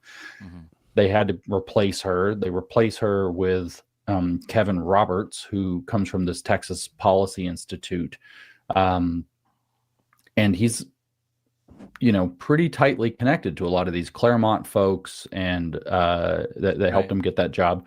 And ever since, it's like there's been this kind of like factional thing going on there. Kevin's showing up, sitting down with at the time Senator J.D. Vance, now obviously Vice President, but he was Senator J.D. Vance at the time, and Patrick Deneen, talking about the need for regime change. That's the title of Deneen's book, for a fundamentally new order, which Deneen is a post-liberal philosopher at Notre Dame, recommends something he calls a mixed constitution, mixed monarchy, aristocracy, and limited democracy to replace the classical liberal constitution. He's one of these guys where classical liberalism and John Locke to lessen the power of the people. Anything to lessen the power of the people. Right. Well, the problem, of course, is that the people will make their own decisions. And if they make their own decisions, my goodness, they might make the wrong decisions. God forbid, they might choose to drink raw milk. I mean, we have to control them. We have to make sure they can only drink pasteurized milk. I mean, like, give me a break. They're going to kill themselves, these silly, stupid humans. Yeah. So, I mean, but this is the thing. Is so Heritage has landed itself in a bucket of trouble this week, and it's sort of all unnecessary, right? I guess the story is that they had volunteered to make those comments. Like, he wasn't being pressed. No, the only pressure came from the fact that they had updated their donation page and removed the verbiage saying, you know, that they had a friendship with Tucker Carlson, effectively, from what I understand, actually by coincidence, right after Tucker interviews Fuentes. So now all of a sudden some journalists picked this up. I think Jason Hart picked it up and is like, why did they change that? You know, maybe Heritage is backing away from Tucker. So then all of a sudden Kevin decides he has to make this statement without approving it with anybody. That's like, he's the president of the organization. He doesn't have to get approval. Like, we're not going to cancel people or whatever because, you know, they and then the whole thing gets warped into like the Jews. They fluffed a Nazi. That's exactly the same language Ben Shapiro used. And me. Oddly specific language, James. What was it? Like, get mad at so we watched Ben Shapiro's like takedown of you know, Tucker Carlson yesterday, and Ben Shapiro said several times that Tucker Carlson fluffed Nick Fuentes. Yeah, and James just said that you know, it's just like an odd word. He didn't just fluff him, he like rolled over to him. Was kind of what it seemed like. I kind of loved it. Nick and the Groypers punked him, and Nick and Tucker said stuff out of line that he couldn't really prove. So I feel like he bent the knee is what it seemed like to me. I don't know. I kind of felt like Tucker was giving a giant middle finger to everyone by just doing what he wanted to do. And I appreciate that. I think like Fuentes is probably a competitor for that title, right? Pretty clearly. Owens. The three of them kind of veer for they're talking about of the Nazi youth. Candace Owens. I think that's pretty clear. What do they call Gen Z is getting called? They're calling themselves like Generation Zyklon. Yeah, that. Oh, yeah, they are, right. But there are people that are calling them Generation Zyklon. That's what the Z stands for. And then they're like calling them like Zoomerwaffen, and it's like, ugh, dudes. Like, I know you don't have any shame in your generation, and you can't stand if somebody like criticizes you from the outside. But like, holy crap. Like, straighten up. I know a ton of Gen Z people. And they think it's going to win an election. You know what I'm saying? Well, like, I don't believe that for 1 second. The craziest part about it, like when people like goose step around Fuentes and think he's going to be president one day, the craziest thing is like, okay, so we're like the conservative right, and you don't even have consensus on the conservative right that like Hitler was good. that you're trying to get everybody to believe that Hitler was good. And then after that, to become president, then you have to go convince the Democrats. And if Democrats to say anything kindly about them, they will never goose step the Fuhrer. That is just not going to happen. They are just not going to do that. You know, they're not going to do it. So it's like absolutely this, and that's why JD as if Vance that's is what Nick's very goal peculiar is to me. Almost like a controlled opposition. This like trying to tear things away from MAGA, because there's no doubt that there's a division in MAGA.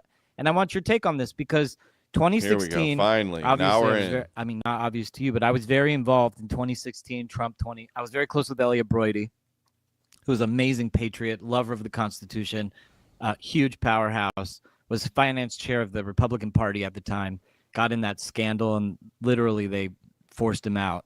The Playboy Playmate scandal, which I happen to have some sort of association. Oh, come on! That hacked his email. Dude, name dropping. I'm such a big deal. Atari's hacked Elliot's email. This guy nobody's heard Long of. story, different day. Can't even get invited to the 2016, Jew meeting. Elliot Broidy brought more than 60% of Trump's budget for the entire campaign. Trump put in like $200 million, and Elliot put in $428 million into that campaign through Jewish donors.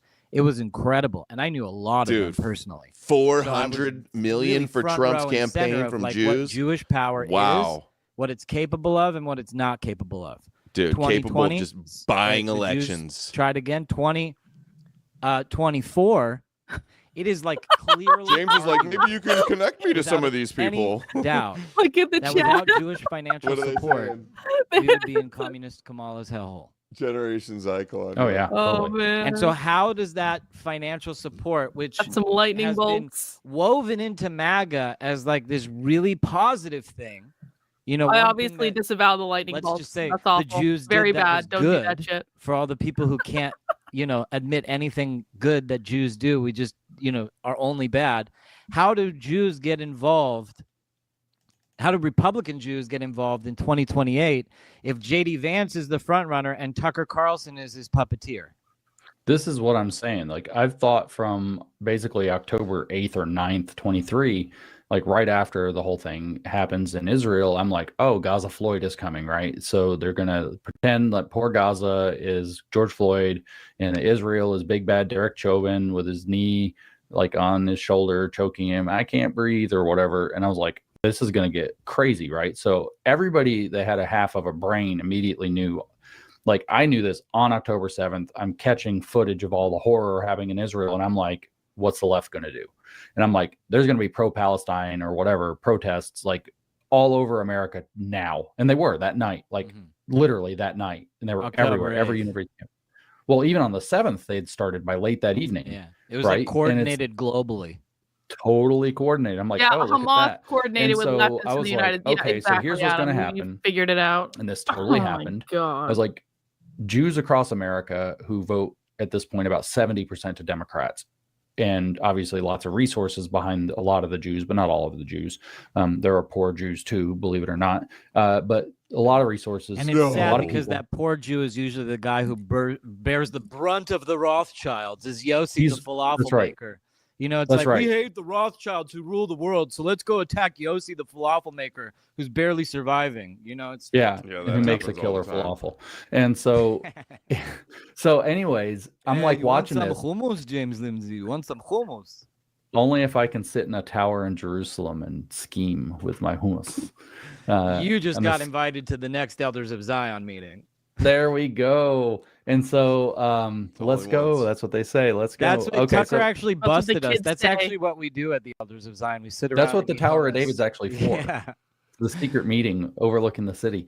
So I'm watching this though, and I'm like, here's what's going to happen. All of a sudden, a bunch of Jews who've been voting Democrat but are like normal people are going to be like, oh shit, we're on the wrong side. Yeah.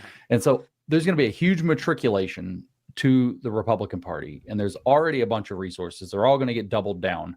Like you were talking about, like that's going to get doubled down. Like the Republicans are our bet. And all of a sudden, there was supposed to be a big Jexit in the last election. It didn't happen. Republican side. Yeah, they've been saying this as long as I've been paying attention. Cannot allow that to happen.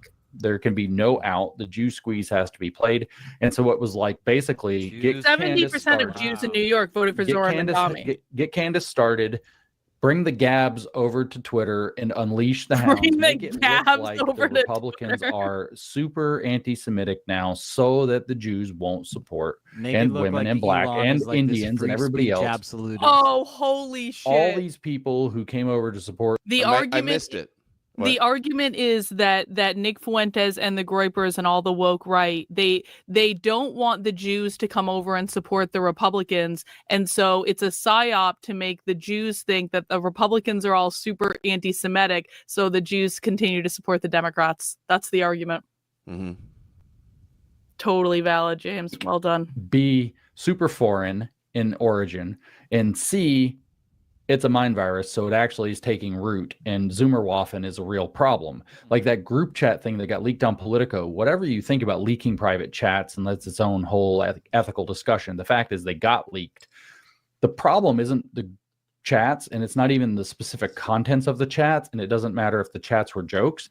It's that the chats are the very tippy top of a very big iceberg of things that are really happening everywhere. And anybody who's actually tapped in knows that. And people who aren't tapped in don't know it. And so this is where the whole argument about it was. And there's like this attempt to cover it up. Oh, you care more about what's going on in group chats than, people making jokes. And they try to play it off. Like even JD Vance was like, it's a bunch of young people. Turns out it's a bunch of professionals in their 30s. Jokes. Yeah, they're just kids making jokes. It's like the dude's 32 and has a beer gut and is officially running around with Republican branding. Like, exactly. But the thing is, though, is some of it's jokes and some of the people are more serious about jokes. I had this moment where, like, I met this this group of like younger conservatives when I was James at is tapped in February, in London with Jordan Peterson. He knows what the kids read. Alliance for Responsible Citizenship. And so I got this one chick, and she's like really smart young woman. She's like kind of edgy. It's very Zoomer, and I'm like, whatever. And she texts me one day, and she's I know like, what you're talking about. Oh my god. And I'm like, what? She's like, I hate the woke right. And I'm like, why is a young girl right? Like, edgy what do you girl hate about them? James? And she's like, they're ruining racism. And I'm like, what the hell does ruining racism mean? And she's like, racism is obviously bad, and it's supposed to be a bunch of funny jokes of people making fun of each other for stupid things, and everybody laughs. But some of these people legit hate blacks and Mexicans, and it's ruining everything for us and our like sense of humor. And I'm like, holy shit. So this is what's going on with the whole group chat thing, right? Is there's like this layer of jokes, and then there's a layer where it's not jokes, and the jokes are cover for the not jokes. Exactly. And there's a lot of the not jokes. We better get rid of all those jokes, just in case they're making a not joke. And he said the same thing. And there's a game with the jokes, right? Which is to make the jokes, you have to just keep getting edgier and edgier and edgier. As edgy as possible, right? Edge and lords. Eventually, they want to be all edge lords, and then that's right. And you've gone so far. Yeah, exactly. You fall off the edge, you can't come back, and that's the problem. And it's like suddenly you're like so normalized in saying and thinking those things that it's like kind of gets messed up. It's almost like there's an influence to push people into being edge lords, because that, like what you just said, there's a point where you go over the edge. You're trying so hard to walk the edge that you fall over the edge and you can't come back. Right. And now I don't believe that it's all just, it's just jokes and people spouting off. But like, even if it was, let's pretend for 5 seconds that it was strategically, politically, what's going on. Leaked group chats are about to have gigantic electional currency. So we go into the midterms, leaked chats are going to be like one of the top currencies. You think it's a great idea for a bunch of people to try to like wave away what's going on in these chats? Like, it's no big deal. Yeah, it's just normal. And knowing that there's millions of these chats, and that like somebody in that chat could sell screenshots to Democratic operatives for hundreds or thousands of dollars, knowing that it's going to be an attack ad that's going to absolutely obliterate Republican chances. And these people are supposed to be professional conservatives and that actually want to win elections, and they can't control themselves in their group chat. Like, are you out of your mind? Like, that's even believing there's James, no you real can't problem. control yourself publicly on Twitter. I'm like always on private text messages, not even DMs, text messages with people like Jake Shields and Milo Yiannopoulos, others, like just like like a good American, you go out and you talk to the people on the other side, and I've had a warm reception from everybody, including David Duke, for crying out loud. So whatever God is doing with me is really miraculous. But in this process of getting to know all these people, like I have, He like, says this, as there's swastikas in his good faith chat that he's not attitude working paying with them, that they're not gonna like screenshot anything we say or anything like that. But like every time I say something, I have like this in the back of my head. I'm talking to so and so here, like, how do I know I'm not gonna get screenshot leaked or something? Like, be mindful of everything you say. And these are people like really foisting massive power. I mean, these are like White House staffers. These are, Nick Fuentes is bragging about his guys in the White House. And, it's like, it used to be that the country was run by adults. And now it's like imperative that they all have freshly graduated from college interns. Yeah, that's right. Like a White House staffer should be like a 60-year-old person. But it's not acceptable for a White House staffer or a House staffer to be 60 years old. No, they have to be like it's like they have to under. be like teenagers. It's like an internship position, but it actually involves ruling the country. Right. So like we end up getting ruled by children. And so, but they don't believe that like anything. So they say the most random stuff. And you're right. So hypothetically speaking, the way that I see the Republican primary coming up is either presidential term limits get suspended, so Trump runs again, maybe. No, it's JD Vance versus Marco Rubio, and that's just going to be a I want shit Marjorie show. to run. And then the third option that I see that I'm becoming more favorable to every single day, seeing how JD Vance is just like embracing the Groyper calls him out on stage about all this Jewish stuff. He can't even address the Jewish stuff. He goes into like talking about censorship and other stuff. It's like he can't even address the Jewish stuff head on. And he's just going deeper and deeper into this camp. So I look at the storyline, the timeline, and I'm like, does RFK Jr. become the savior of America? Come what are your thoughts on RFK Jr.? No. His rise they might back RFK in the wake of all man. this. The Democrats, they're worried about Newsom, JD Vance being buddies AOC, with Tucker. That's Bernie crazy. Sanders running for president is not going to work in 2025. None of that, or 2026, 2028. Americans are going to be so fed up. Hey, none of that shit in my chat. No. No swastikas in my chat. Thank you. What do you think about RFK emerging? You can put it in Adam's chat. That's his business. I've never thought of that. I thought that there was I'm this not possibility live. that DeSantis would try to do some kind of a and we don't do that. and try to throw overcome. him in the primary. No. DeSantis, Rubio, Vance ripping each other apart. Yeah. But I had never once considered, I don't very often get caught flat-footed in an interview. I've never once considered the idea that RFK would be like the dark horse candidate that comes out of nowhere and takes off. I don't think, honestly, I probably should. I get to be Alex Jones backed him. I already saw. I honestly don't even think that much about RFK. Not saying that I'm thinking badly of him. I just don't consider him crazy. One way or the other. I'm not very into I doubt the he can do Maha it. It's side of his things. voice. I don't think most like average people are going to respond to it at all. So I don't Maha's really kind have of like street legitimacy. He's like a blue Republican. No, it's true. He's a blue Republican. I don't know if he even is a Republican or if he's an independent. But like the Republicans, so they want a Democrat. They want a fucking Democrat in office. He's one of us because of Got it. Right. Yeah, that's an actually very interesting proposition. And he could save the Democrat Party. He really could be the savior of the Democrat Party. Now, I will tell you, so yesterday I came back from New York City. So that's I was how in New we York win. The last couple days, I went up there for Epoch Times /NTD. It's technically NTD, but nobody knows what NTD is unless you say it's Epoch Times. But it's like their TV studio. So I went and did their election 2025 coverage show with a handful of big. Aren't they ran by like Chinese communists? No, that's Chinese. Some people who are on the right, some people who are Democrats on the left, and like we were all talking. Yeah, they're Falun Gong, and so they're like they're Chinese nervous about what Mandami represents for the Democrats going forward. So he would be there. They're nervous about what like all this trans stuff has done to the Democrats. It appears. Now, they're very Democrat still, and they're very party-oriented still, but it appears that there's a much broader and kind of by the same forces you would imagine silent or silenced coalition building on the center left that's not out of its mind, right? Wow! James is like actually promoting the Democrats. Light enough, and sometimes they believe in the like center the left is a real thing. Yeah, well, not these people were actually like not so happy about that. And so I would say there's that's this more huge center than center left if they're not happy about the trans. There is a huge opportunity for a figure like that coming up. Is my whole point. We love America. We want the Democrat Party to be healthy. I've said that since I started doing this. We don't want them to be so crippled that it's like our leg up in the election. We want them to be we want both parties to be as American and vibrant and thriving as it gets. They want to take over the Democrat Party.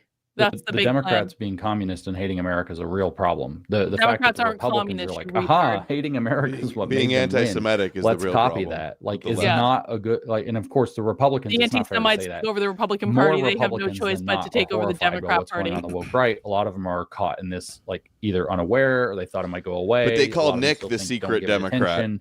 These things I saw earlier, that Misfit Patriot guy said they're like mushrooms. They grow in the dark. Like we can't ignore these problems. We're going to have to bring sunlight to them.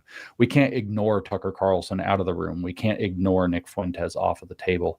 Like they're going to have to be addressed. Or Nick Fuentes, as I like to call him now. Somebody else thought this up. I don't know. I don't remember who it was, but Burrito Mussolini is killing me this week.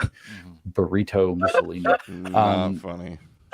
There are things that these people have to be addressed. Like the fact, like there's going to be a big thing coming. Like right now, I've already seen it start. Run with that one. That one's really going to bring Nick down. He's not going to recover from always that gets one. Squashed by the gropers, being like wild animals.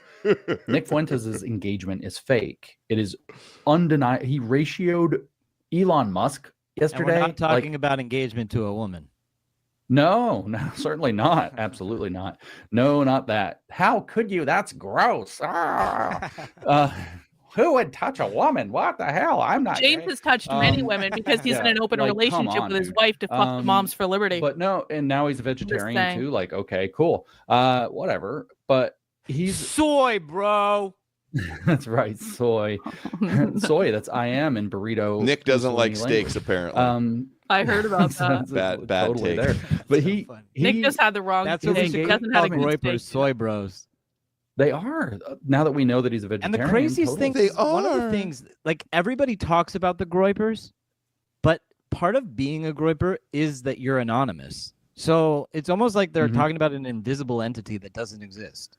It's like that's got some strategic purpose. It's like the frogs from the Bible. The prophetic engagement that they get online is not real. Like it's not that it's conceptually impossible to ratio Elon Musk, but when you get like 10,000 views and 9,000 likes on your reply tweet in like 10 minutes, like or 20 minutes, is like something super fake. His audience is like terminally. And some people have brought this up. Sarah Fields went after this a while back, showing like this engagement that he's getting. And they have all the group chats. They share all the messages. And the groypers went after her. Notifications. I don't think everyone I've ever knows. seen. Everyone has they follow this story. Every single move. They all have notifications on. Yeah. People have noticed this, though. This story is going to come out, and the fact that Nick Fuentes' whole shtick is a freaking psyop. Oh, breaking news! Nick Fuentes' engagement is spotted. Breaking fucking news, Gabe. I thought you were a Fed. It was literally He's a psyop. Meme, like the meme with psyop the Spider-Mans. Spider-Man. There's nothing more important going on in the world other than Nick Fuentes' engagement on Twitter. The meme come to life. Look, it's the meme coming to life. And then there's Spider-Man. You're the Fed. Oh, you're the Fed. It was so funny. He did the meme. I want to show you something that happened to me yesterday, because we're talking about astroturfing Nick Fuentes. Oh, no. So I have Roku, right? That's how I watch TV, because fuck the system. I'll buy it as I go. So I have YouTube. So I wanted to search something on YouTube, and this was my YouTube search. I just typed in. Is it coming up? Adam, ask my questions. Oops. Hold on. Let me. This is awful. We have another technical difficulty. All right. Downloads. Even in the future, nothing works. I know. Welcome to America, folks. Here you go. Here's the didn't work again. Shema Yisrael. Okay. So here. For anyone who doesn't think that YouTube is It's over. It's over. His thing froze. Oh, really? It's frozen? Roku worked against him as well. No, I didn't. That's still going. The chat's still going. It's just his thing froze. I'll reload. Oh, they're back. He's probably searched Nick Fuentes before. That's why it's coming up first. Yep. Getting a stupid Rumble. Rumble ads are the grossest ads. Oh, dude. They're doing like anti-Hamas stuff, and it's PragerU videos and the worst crap junk you've ever seen. So you weird. Just did. You type in weird. And you get Nick Fuentes. Oh yeah, Nick Fuentes is being elevated on YouTube. Yeah. Their favorite. But he loves. Yeah, it's his favorite word. But like the fact that this guy's like totally like they've been mainstreaming him on purpose. Like you got the New York Times making him look like James Dean. They don't put him in a picture where he looks like he's got his cat ears on and he looks, scrawny and disheveled. It's true. Which Left is trying to they don't boost have him him like crossing his legs where he's on his like mandate and his little red hoodie. No, but they got Nick him looks looking cool in like that picture, though. You have to admit. Somebody sent me a picture. It's like the coolest picture they could have ever used. It looks like it's touched up or something. Yeah, that's crazy that they put him on the cover. And they were like, yeah, they were like, oh my God, the New York Times managed to make him look heterosexual. What the hell? And so the fact that there's like this clear, I said Jew squeeze earlier, but now they really they characterized him to be like very James Dean-esque. That's right. He is James Dean. There's a scissor maneuver here that's happening where both sides are like they're characterizing, oh, this is the super dangerous guy nobody should like. P.S. The New York Times says nobody like him, so therefore you should like him. Who is going to replace Charlie Kirk, right? And so it's like, oh my gosh, it's very obvious what they're doing. It is so crazy that he, like, literally, Dinesh was on my show last week and showed a text message from his phone where Charlie Kirk was admonishing Dinesh for going on Alex Jones and debating Fuentes, calling him vermin. So he's vermin.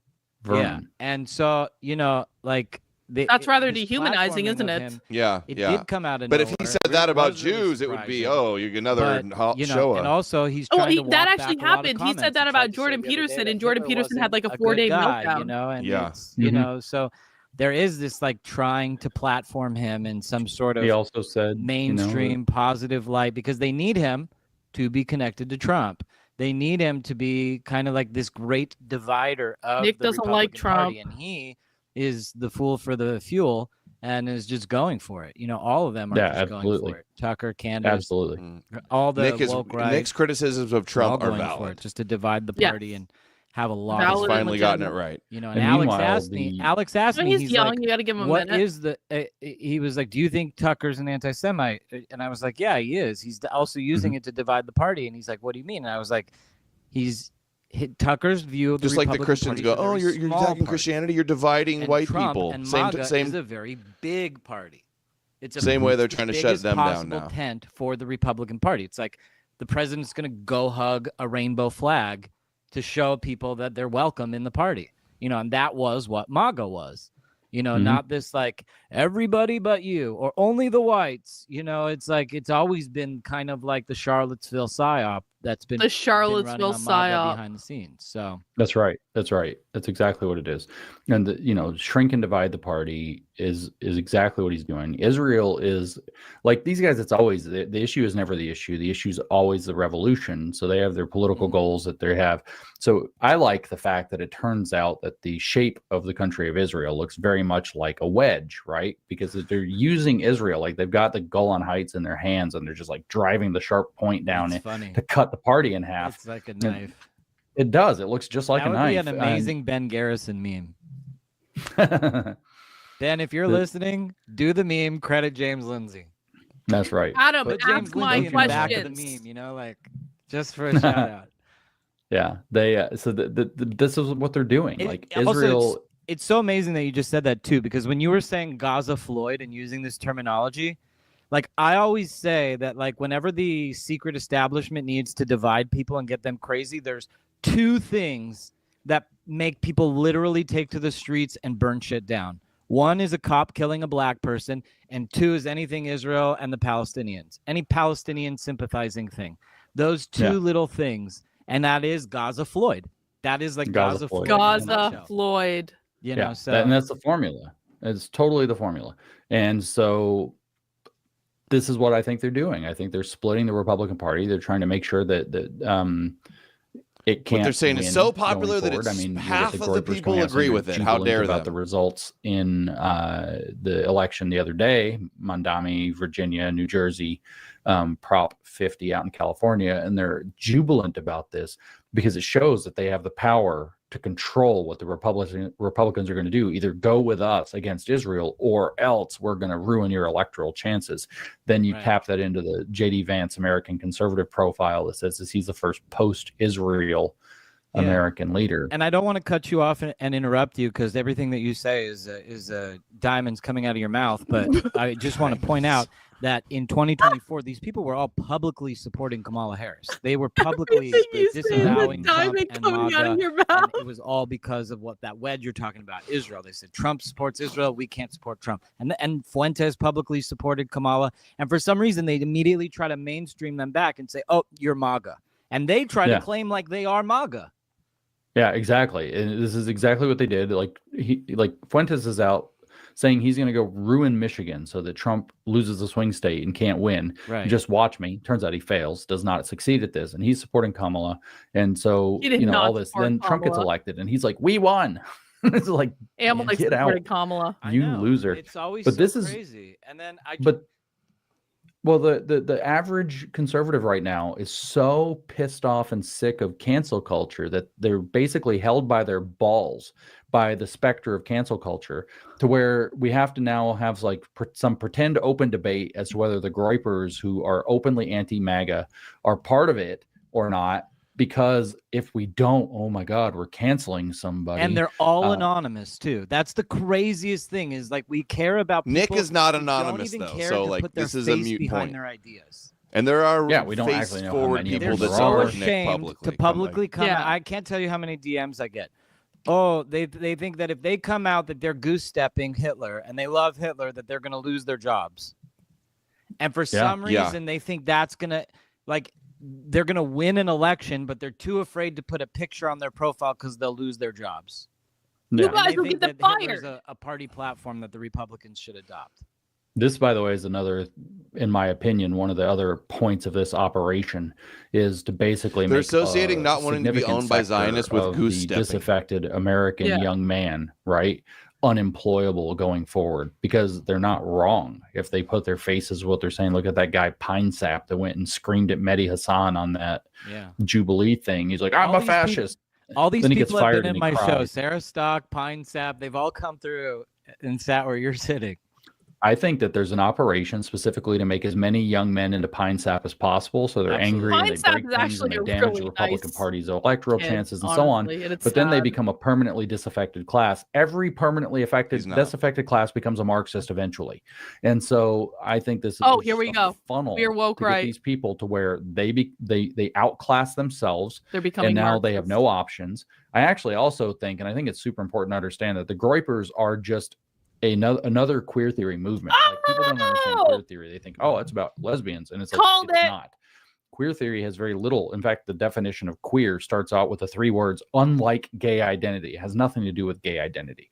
What it has everything to do with is literally anybody. It says normal, what the queer means legitimate, is the anybody dominant. who is or feels marginalized because of their sexual practices. That's the literal definition. Well, that's actually not the definition. all you have to do is say, well, what sexual practices are we talking about? And it's literally abnormal ones, right? So no, the wrong. actual Completely definition, wrong. Completely wrong. well, sure. Completely Yeah. wrong. So the actual definition of queer is anyone who is or feels marginalized because of their abnormal beliefs or their transgressive practices. That's not the definition of queer, James. You literally made that up. That's the groypers. Correct. They have transgressive practices against norms of decency, norms of, professionalism, all the same stuff that the left is. They just aren't making it as directly about sex, although they frequently do. The incel thing, the rape thing, et cetera, et cetera. Yeah. And the rape thing is so weird. I mean, like, we publicly call them groypers. If I'm not mistaken, maybe it's just an association to the way the word sounds, but it, like, groping. It's like groping and groiping. No. Like they're like touching you without your permission. It's like yeah. In my head, like a groiper is somebody who like comes up to you and touches your private part when you're least expecting it. Like the word this is groiper. Like the word groiper is like groping. Gaping, somebody. groip. That's right. And so This is just a queer theory movement for right-wing disaffected Queer theory. dude bros. And so the deal is what do Dude they do? bros. They constantly transgress norms and Dude boundaries. bros. That's what the queer theorists do. What else do they do? They show up and ask impertinent questions to try to embarrass speakers. They call it groiping. They call it Impertinent questions. They ask good questions. It's the exact same thing where they would have these radicals show up. Remember when the radicals stormed the stage and kicked We're Bernie just Sanders out of the asking way, questions. started screaming crazy shit in the There microphone? like a little bitch. Yeah, it's kind of like how they stand up at the end of every Turning Point event these groypers do. They ask some idiotic question about Israel, and then they try to make it look like they cut the video to make it look like the guy that the speaking stood there like a little bitch. They just did it to President Trump's son.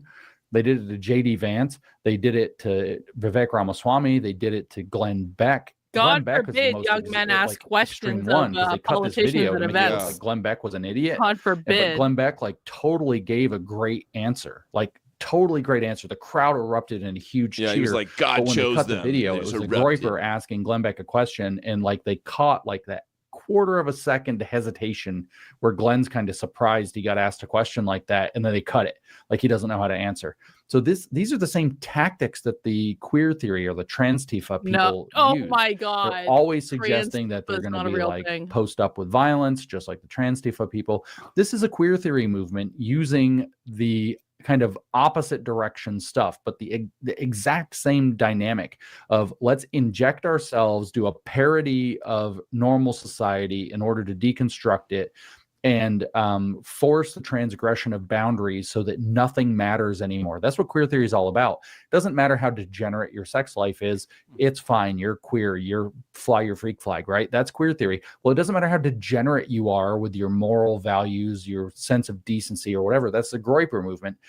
Fly your flag. We're doing groyper wars. It's a queer theory movement that isn't talking about LGBTQ except in terms of hate, but it's this exact same freaking movement. It's the exact same concept. And so this is a huge problem is people understand oh, queer theory is really bad because it puts drag queens in front of kids and it's about freaky sexual stuff. But the point isn't drag queens in front of kids as freaky sexual stuff, except for the person involved, the groomer involved. The point is to have a transgression of normal boundaries. And the groypers, their reason for existence is to transgress the boundaries of not just respectable, but normal and healthy behavior in politics, and to drag people into that same dirty muck. Imagine normal and healthy. You get these people right now who are out throwing their reputations on the altar to try to defend Tucker Carlson interviewing Nick Fuentes, right?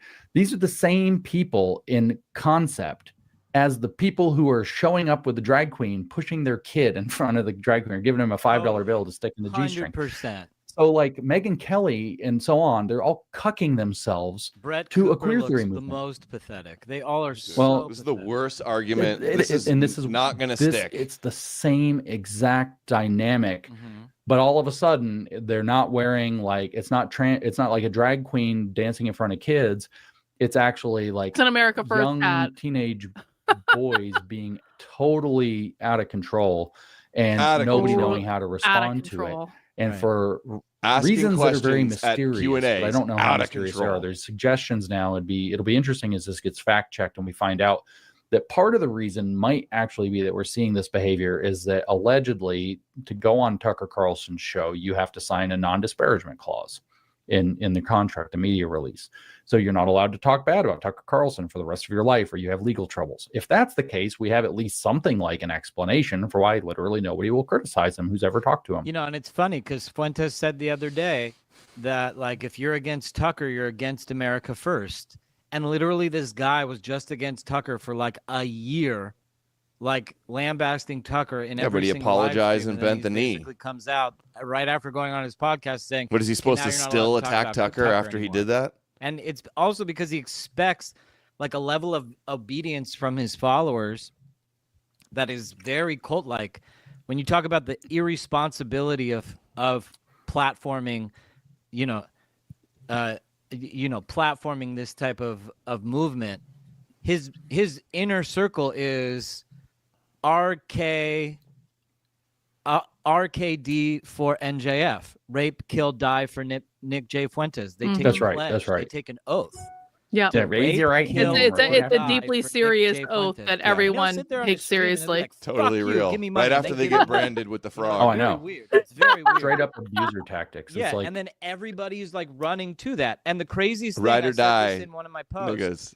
that Shouldn't say that. On think YouTube. about like if Patrick Bet-David, if Tucker Carlson, if Candace Owens, even if Tim Pool platformed, what's the guy from New Jersey, Citrielli, or what was his name? Chitterelli, yeah. If they platformed him instead of Fuentes, we might have had New Jersey. You know, these were, and that's one thing that I've come to learn about our side is our entire media apparatus serves no function in elections. I'm always reaching out to candidates for my show to get candidates on and interview them, find out if they're a candidate. If you're a candidate running in 2026, DM me, I'll put you on my show. I want to promote candidates, and I'm not afraid to put my face behind my belief or put people in the chair that I admire, such as yourself, you know, and candidates who I want to see lead this country. I wonder if James retweeted this. We, for some reason, have these massive platforms. Tucker got 75 million views. Alex Jones is getting 20 million views a day sometimes. You know, these are like massive platforms that can motivate campaigns in such a way that we've never even seen our elections work before for a fraction of the cost. And they're not doing it. They want to platform Fuentes and make Israel the biggest issue, you know, and then blame it on the Jews why Mamdani won. Yeah, and me. Because I'm dividing the Republican Party, I keep hearing. You're not a Republican, you're a liberal. You're touching the thing, right? I think a lot of our so-called influencers and podcast hosts on the Republican side of the aisle are not interested in winning anything for the Republicans. I think they're interested in controversy. They're interested in clicks. I think a lot of them, in fact, I'm strongly suspect, it's beyond think, I don't know, but I would be willing to bet. No, James didn't retweet vague this. General sense, not in the specific sense that they're paid or derivative to being paid by, you know, untoward sources. And a lot of them are just willing idiots. A lot of them are like getting tooled by the system because they think that they're getting popular and they're cool because they're popular, and the system is tooling them, playing them. Which is so easy to AstroTurf online. It's so crazy easy to AstroTurf. You just unleash your like 30,000 character Pakistani bot army, and all of a sudden your numbers look awesome, and you know everybody else's numbers look really stupid, and you're like, wow, whatever crazy stupid thing I'm doing must be absolutely what the people want to hear. And then so many of them talk about it. All they care about is like momentum and riding the wave. This is the direction things are going, so it's just what we have to do. And it's like, you know, conservatives are supposed to be people that have principles underneath, and I don't know where those are, but you know, media isn't exactly the most principled universe for people to play in. I just keep kind of like screaming at the sky. I'm the guy. No, you know, lost the election. I'm like screaming at the sky. Like, could you turn off some of these stupid shows sometime? Like, stop getting all of your information from like stupid shows. Like, do some other forms of understanding things. Like, I don't know, reading primary sources would be wildly cool. Yeah, James, you should really read primary sources. That'd be great. Reading is hard. I understand. Zero people in generations. Instead of cribbing my stuff like you've been doing. The last 50 years to dumb down the American education system entirely, so that to put people in that binary perspective where they see everything as, would you rather do this or that? And they're like, neither, but people are forced in this cultural game of chicken to like choose a side in with these stupid binary options. Yeah, it's called an affordance trap in political warfare. Right. They afford you two choices, both of which are operationally successful for them, but not for you. And so you only have two. Whoops, I have to pick Israel, or it's like, this one kills me, right? So we got MAGA, Make America Great Again. Sounds like a great idea, right? Like, it's a smart thing to do. So then they're like, it's MAGA or MEGA, Make Israel Great Again. Right. What the hell would be wrong with making Israel great? Nothing. Is that in any way impossible? Like, is it contradictory to making America great? Yes, actually. Do we have a strategic partnership between our two countries so that if one gets great, the other one might benefit too? Yes. So making Israel great would actually probably help make America great. Israel, not America. No, yeah, these people like to believe that we live on the Shire, like the Little House on the Prairie, and like it's like everything is domestic. We never sent a ship overseas. Like, we have a fucking empire. We have a moral responsibility to the American empire because, like, dude, we have like a massive responsibility. If we don't do what we need to do on Earth, 50,000 Christians get genocided in Nigeria. People die all over the place because we fail at leading the world. So the Jews' fault. Map behind me. Oh, it's that way. So No, there's Africa, right? Like, it's got that big glare on it, but there's Africa. Like, there's that sub-Saharan crescent, glare is right? the part that Everybody know Africa, at, right? That's You where need the to see the Christian map. genocide is going on right now. That's right. But do you like that's the crescent that is the frontier of the Iranian-backed Muslim advancing down the continent, right? So why are Christians getting murdered there? Well, because the crackpot Iranian regime is funding the living crap out of the Islamic jihadis there to move south and destroy Christians. But we're not supposed to talk about that. It's all, you can't blame that on Israel directly. Right. So, the only way you can talk about a Muslim country doing something terrible is to say, well, that's because Israel bombed them and provoked them, or America bombed them and provoked them into doing something. And so it's actually Israel or America's fault. But the fact of the matter is, it's like, no, I'm reading this book called Milestones right now. I don't know if you've heard of it, by Saeed Qutb. And I don't know how to say Arabic names, so I probably said that wrong. It's Qutb, however you pronounce that. So anyway, this book is a book about, like, what is Islam about and jihad about? And it's not like everyone should spam Adam's chat and tell him to answer this the is what super Muslims chats. need to do, written in 2000. Like, this is what Muslims need to do. I'm taking back my rule about not spamming the chat because Adam King is really pissing me off. Can everyone please spam his chat and tell him to answer the fucking super chats? Yeah. I have so many more questions, and I will send him more super chats if he starts asking James the questions I've already sent him. Terrorist minded, but this guy wanted people to be terrorist minded to go do this. And so the fact is, you want to make money in donos, like, you got to look America at the chat. and Israel. You got to engage with the chat. It's not about like, oh, America went over and bombed Iraq, and so now they're pissed, and so now they're going to want your channel to grow, engage with the chat. Nigeria or whatever. This isn't the strategy. So the thing is, you always hear this from these anti-Israel, these anti-Semite guys that are like, we can't even talk about what Israel's doing in the world. But that's not true. The fact of the matter is, not only is that true, they're profiting massively off of it, while what we can't actually discuss is anything that, like, the communist world or the Islamic world are doing that can't be directly blamed on the United States or Israel as like a backlash. I got fucked over by Adam King. That's what's actually being covered up. And when you start noticing that that's what's going on the left, I'm feeling very anti-Semitic right now. You're like, maybe the people that are working behind the scenes and funding these kinds of operations against the American people control both arms of the scissors, because they have exactly the same goals in mind. They're cutting exactly the same thing, and they're talking and not talking about exactly the same stuff. You're talking about people behind the scenes. I want to just throw one out against the wall. I know you talked about him a lot, but what do you think Alexander Dugin's role is in all of this stuff? It's very interesting because I don't know how influential the guy actually is, because he's such a freaking weirdo. He is 100% a darling of some of these crackpots on the woke right. Tucker, of course, interviewed him, which is bizarre. From what I hear from Russians, he's not that interesting of a character. This claim that the Tucker made, now that it's in the kind of revealed times that scales are off the eyes, everybody thought, oh, Tucker's so honest. Now we know Tucker lies all the freaking time.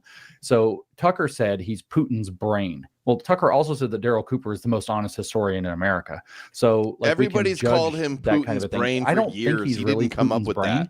But he certainly is. I think that the goal is actually to inject Dugin's crackpot red fascism into the American right. And so they're using this mystique.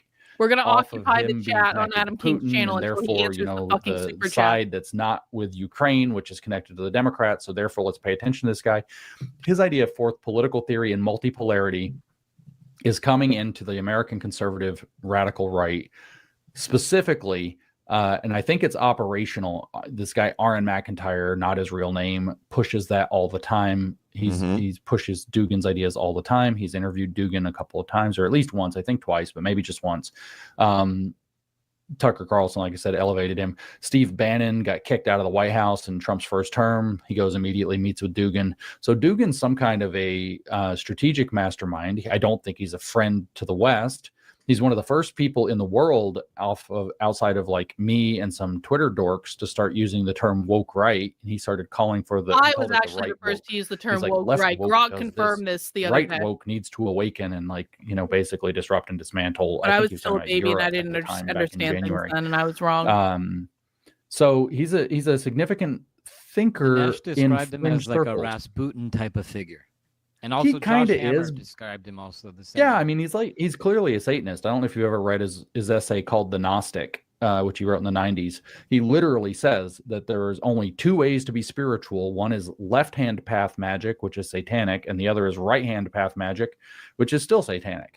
And so it's like he doesn't mention actual spirituality, actual religion, actual connection. Pretends to be an Orthodox Christian now, I'm pretty sure. Covenant or grace with the Christians. No. There are two ways to be spiritual: right-hand path magic, which he then puts down as useless and weak and a loser, and left-hand path magic, which he describes as exactly what it is. And he says that the left-hand path wizards are the Gnostics, and they're the ones who actually make history, and that's actually how you're supposed to be, and that they're actually destroyers and all of this crazy stuff. Like, the guy, Rasputin's not a bad analogy for him, but the question is how influential is he really? And the answer is that I don't know, except that the American radical right has taken him up as some kind of a weird darling figure. And how much he's interfaced with, Adam King is looking at something. I think he might actually be looking at the chat. Is an open question as far as I'm concerned. He's not, but the answer is not zero. So I think his strategy and his thinking is being mainlined into the radical right, and that he's probably a significant strategist in that way. On the other hand, I do not think Putin takes him seriously. I think that was totally an American psyops. I know that it's not that Putin takes him seriously. It's that he's a connected Russia Trump. propagandist. I ran for Congress in 2014 and very much was in the same mindset. As soon as Trump came down that escalator, I was like, this is my guy. So, I was with him from the beginning, and I've always been here. So, super chat. Obviously, I consider myself MAGA. I'm an escalator MAGA. Chats, Adam. I was there from day one. With the Simpsons, when the Simpsons dropped their their cartoon. So I'm all about it. In 2016, there was this concerted effort to. Do you have Adam King's phone number? Label Trump as. Can you text him and tell him to answer the fucking super chat? And in the end, there is there's because he's got his phone sitting right there. Figure this. Answer the super chats, asshole. Whatever his influence is, Alexander Dugin. He does seem to have the hearts and minds of a lot of the influencers. I know he talks about Candace Owens a lot, being one of the greatest thinkers of mutiny until super chat. Right. Aaron McIntyre too. He says that he hopes Aaron McIntyre is the model for basically the American right. And that's one of the things that I find so fascinating about X is like Elon Musk is such a liar. He pledges this broad free speech absolutism, he's some America first, but then American accounts get suppressed on X and foreign accounts get botted. There's so many of these massive accounts that are foreign accounts that literally they exist because of our First Amendment, but Americans aren't afforded the same First Amendment protections on X. Do you agree with that? I see it every day. I experience it all the time. So yeah, it's really clear. Did he block me? I don't know. Did that asshole block me? No, I see it. I see your post. I think so. No, yes. but I sent it a couple more times and it's telling me I can't send it at different times. Oh, it might not let you do repeat of the same Grok exact, into checking that, but now you can't easily. Grok used to be able to check that out for you, and then they figured out how to patch everyone that, put in the chat no super chat, no peace. I'm sure somebody's smart enough to hack it and figure it out, but the answer was yes. But I'll just say, I've got a lot of followers. I got 546,000 or whatever right now. But I've been sitting at 540 plus or minus 2 or 3. Please for AstroTurf a me, year and a James half. Lindsay. I love you, man. I try, but it's like I'm He telling you, didn't even give you a retweet. and I'm getting like whatever he changed the other day. I got a bunch of messages that were saying Elon must have really changed something in the algorithm because for the first time in months, you're actually showing up in my feed. Oh, So good. a lot of people were telling me they hadn't been They seeing find me very Great. dangerous. I'm a banned video talk show host at InfoWars Banned Video. That's how the show started. Before that, the show really started with Ben Stein. I was like his sidekick on The World According to Ben Stein. He wouldn't let me talk about crypto or weed, and so I was like, after I learned enough about podcasting, I started the Adam King Show. A few months in, to talk about I met weed. Rob Dew. I got the channel at Banned Video, and I just like kind of injected myself into the InfoWars system and just spoke my mind. You know, it was like Alex said on the show earlier in the week. He said, you know, we believe in giving everyone a voice, even as Super chat silence is literally violence. When I was censored from everywhere, he was the only person that ever gave me a voice. And now I'm starting to get replatformed. I had to operate Awesome Jew in secrecy because the Adam King Show was so heavily censored. They didn't know much about me at InfoWars before they gave me the channel. You know, they were just looking for people who were willing to take a channel. You know, and I got the vibe check. They saw it was like an escalator. Why are we doing the whole backstory like, go through the door. You know, That's what and he does. Like talking it was about an yourself. organic, totally organic from God process. You know, and like, you know, in the movie The Matrix where they talk about the systemic anomaly, it really was like a systemic anomaly. Did you know The Matrix is about communism? InfoWars is such a major stalwart. It's very It's about being upsetting. trans. Right.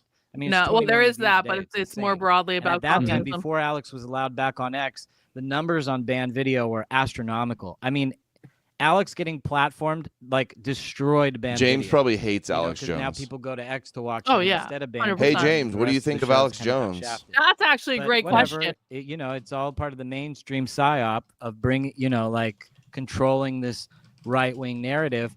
But because I was in that, I really feel like I was afforded a lot of people were very interested in me. Like, who's this Jewish guy? Nick Fuentes was calling me his Mossad handler, you know, almost platformed me himself. Like, I couldn't believe it when they were making memes about me. And I was just you know, in my mind, I was just like, Nobody I used really to be thinks so you're his Mossad intimidated to have handler. big Adam. guests on the show. I was like, what do I say? Oh my God, so and so's coming on my show. Blah blah blah. Now it's like I could sit with Donald Trump and have a great time. You know, so we've really grown a lot. And then I had to start Awesome Jew because, you know, like I couldn't get anybody to. I had Roger Stone 4 times, the governor of Virginia, all these huge names, and nobody would tune in except for Banned Video. Yeah, whose chat? So, Our chat. I really pulled the wool over on X. Awesome Jew came out. I got other secret accounts too that I'm not telling people about. That one day they're going to be like, and Adam King is that guy too? Holy shit. You know, so it's going to be, you know, that's my psyop, you know, that I'm running on everybody from my Awesome Jew is Adam King's psyop. You know, it's a shame that I didn't get platformed to you and that you've never seen my account because, you know, I got 200 million views already this year alone. You know, so like, why not James Lindsay? Why not other people? Why don't you know who I am, like, James Lindsay? You know, who are pushing these agendas. The algorithm wants me to see like the worst of the worst all the time. The algorithm really wants me to engage with Evan Kilgore like nonstop. Like it's a constant, every single post from Evan Kilgore, it's like the number one. I see him pushed in my timeline a lot. I legit have to block people that I don't give a crap about one way or the other. He blocked me when we were going after Morgan Ariel for having a HPV. And then they say objectionable enough stuff. I'm just like, I don't want to see it. I just don't want to see this anymore. So just block the person. So like, just get the hell out. Like I can't stand this. So the algorithm is definitely promoting like the algorithm's definitely, once it identifies that you're a political kind of person, at least it is definitely promoting the people who are probably the most likely to make you mad so that you like, right. So you know, react to stuff. Well, I mean, Elon said, Adam, we have been going for 2 fucking hours. Read the fucking super chats. I have other shit to do. If I start talking about any influencer, this is just getting inconsiderate at this point, Adam. Yeah, the phone just will annoying. hear the name repetitively. If I say somebody's name, they're gonna pop up on my feed nonstop. It's inconsiderate and rude and very un-Jew-like. It's like a party trick, and everybody's amazed every single time I do it. It always happens. You know, they use me so heavily, you know, and people run out. I mean, David Duke chased me. I was like, what? Like, he was obviously like the boogeyman of every Jew's childhood in this country. And he was chasing me for like a 30-minute debate, and he ended up staying for 3 hours. And the algorithm's like, nope. This can't happen. Cover it up. And now from that debate, I got like crazy Aryan Nation people saying Am Yisrael Chai. I mean, like, it was a showstopper. But they definitely want to keep me contained. But they let me out when they need a Jew to say some shit and stir everybody up. And then I make one post, like on the Brett Cooper one this week. I got like nearly 500,000 views on it, or whatever it is. What did he say about her? I didn't see that. I have no idea, but she was going off. You know what I mean? That's so right. It's like, who do they release? Awesome Jew. Every single time, I'm like the Batman of this shit. It's like... but you can be his Robin. It's James. crazy because and this is what I want to pivot this subject to, because God, they paid $43.5 billion to launch this PSYOP, and it's been hedging money ever since. It's been no greater visible than in the Q3 earnings report of both Meta and X, because X is tanking, like hemorrhaging money, and Meta is reporting the greatest earnings ever. Now you're allowed to say racist stuff on Meta. Now they replatformed a bunch of racist people, and they're trying to like go after that racist market. I can be Meta racist had on the Facebook. Greatest earnings ever. At what point, James, are we going to actually have the market has spoken? True free speech platform Racism where there's no algorithm, like it's time stamped. Your posts are in order by which you submitted them. So scroll at your enjoyment. Like when do we get to the actual level people you signed up for. When do we get to that level of like a free speech platform? Is that Truth Social? What happens? What is your take? Yeah, I don't think that they're going to do that, because the point is to create the engagement, and the engagement is used as a proxy for being able to sell advertising and control. Do you think it's about control? Well, of course it is. I mean, that's no question. I mean, the whole point of everything happening right now is algorocracy, is like that the algorithm is going to basically control what people get as far as their information flow goes, so that it controls how they react to that information. Or it's not just to get, we want everybody to believe this about some COVID vaccine or whatever.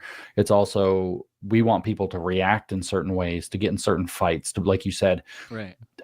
I'm going to get served up Brett Cooper running her mouth on some video, so that I'm going to say something about Brett Cooper and then blow up Brett Cooper's brand some more, right? Like I said, this is why I just started blocking people the algorithm feeds me too much of. I'm like, no, get the hell out of my life. Which, by the way, discombobulates the algorithm. It doesn't know what to do when you block the people that it's feeding you. And like everything gets a little bit better for a few hours until it kind of recalibrates how to ruin your life again. But the algorithm thing is too powerful. The algorithm is also giving feedback data to how, the AI that controls the algorithm is supposed to run, like to get the reactions that it's looking for. And the main reaction that it's looking for is more time spent on site. Elon has been abundantly clear that that's what the point is. How do we maximize user seconds to the point where X now kind of does, like, in my opinion, it's like the dumbest thing in the world, but from an engagement perspective, it's probably not, which is like, if I go share an article, like if I go read a killer article and I want to share it on social media, that's like a prime function of social media, right? Hey, everybody, read this thing that I wrote, read this thing that I read in the New York Times or the Wall Street Journal or the whatever, the New York Post. And now if you share an external link, that's seconds where your eyes leave the site. And Elon wants to minimize the number of seconds that you leave the site. So therefore, all of that gets suppressed. This is hard proof, in my opinion, that the goal is to keep you basically addicted to looking at the phone and the site. Nothing does that more. Yeah, this is fascinating. The time that you feel the most drawn to look at your phone is when you feel like there is a conflict happening that you're involved in that is not resolved yet. And so the more it can generate that feeling in you, it could also be like, it's a different version of it. Like it could be somebody's like waiting for their girlfriend to text them or something, right? So you check your phone like every 5 minutes, like she texted. But that's still, you have a conflict, which is that really engaging somebody, you have something, you're waiting for your phone to provide you an answer to something or a resolution to something. And so if you get in a fight with somebody and you know, hey, let's complain about algorithms whatever, for half and an it goes hour. back and forth, you're like, did he say anything else? And you're like looking. I can't imagine why Adam's channel isn't growing with this thrilling content where he's ignoring the audience. The whole algorithm is always going to be there, and it's always going to be tailored around maximizing that, because that's what maximizes engagement seconds. It's what makes it the hardest for you to put your phone down and go do something else, or decide your phone is boring and you have better things to do today. It's the easiest way to pull you out of something that you're legitimately working on for like your real job, to get you distracted and engaged in the phone instead. And so the algorithms are all not just geared to do that, but they're learning how to be better at being geared to do that. So we're not going to get this, you know, like you said, I wish that X actually worked that way. That, you know, you get on X and you're like, oh, here's like the last, like I follow 500 or whatever people, and here's like a, you know, 2 minutes ago, 4 minutes ago, 6 minutes ago. That's really all I want. There could be a whole separate domain where it's like most popular shit of the day in your circle. There literally is, James. There literally is. There literally is that on X. That actually does exist. It's called trending. There's also a tab called people you follow. Yeah. We're not going to get it. Yeah, for you following, contrary trending. to how these people keep you addicted to their site. I think this is part of why they've been letting the racism back on too. We've already seen that these idiots don't care about free speech, so that's not why they're letting racism on the site. They're letting racism on the site because they know people will fight over it. The craziest thing, that part of what I said, is not only that they spend all this money, like, so he wants racism banned from Twitter, plus the 43.5 or why? What are we complaining about? And you wonder, like, are they like hemorrhaging this amount of money just to give Nick Fuentes a voice? Like, are they spending, you know? Obviously, yeah, it's all to elevate Nick Fuentes. Whatever exactly, the loss is now, $60 billion in order so that Nick Fuentes can have a voice. Is that like where X, if you summate X down to like the core of its accomplishments? Did every other social media get dominated by Jews so that we can't have a voice? It does seem like it's the Jew hatred, the anti-Semitism app, the Central Intelligence Agency PSYOP app, whatever it is. Yeah. Did they spend this money just for this? I mean, or do they intend to run it as a business? I have no idea, but I have, not only does it feel that way, I have people that I'm friends with that are firmly convinced that that's exactly what's happening. Like that Elon is an agent of this project, and that's exactly what it was for. Elon is an I personally don't know. know. Woke right I know that the site has become increasingly toxic. Trump and I know Elon that I enjoy my time on it far less than I used to. Ran by the Jews. I don't look forward to getting engaged on it. I kind of hate it. You can log off, James. It's really easy. You don't have to be on it. Do you think Elon really controls his empire, or do you think he's just like some agent of some like subsidiary of the establishment that puts him makes him like this eccentric superstar hero, you know, who could play Diablo all day and go to Mars?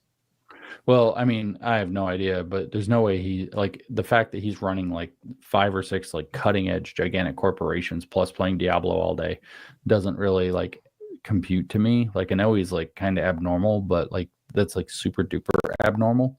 Right. So something strange is going on there. I'm so bored. I don't generally trust Elon Musk, and I haven't. Of course, I know all the stuff about like his grandfather and the North American Technate and the Technocracy Party stuff.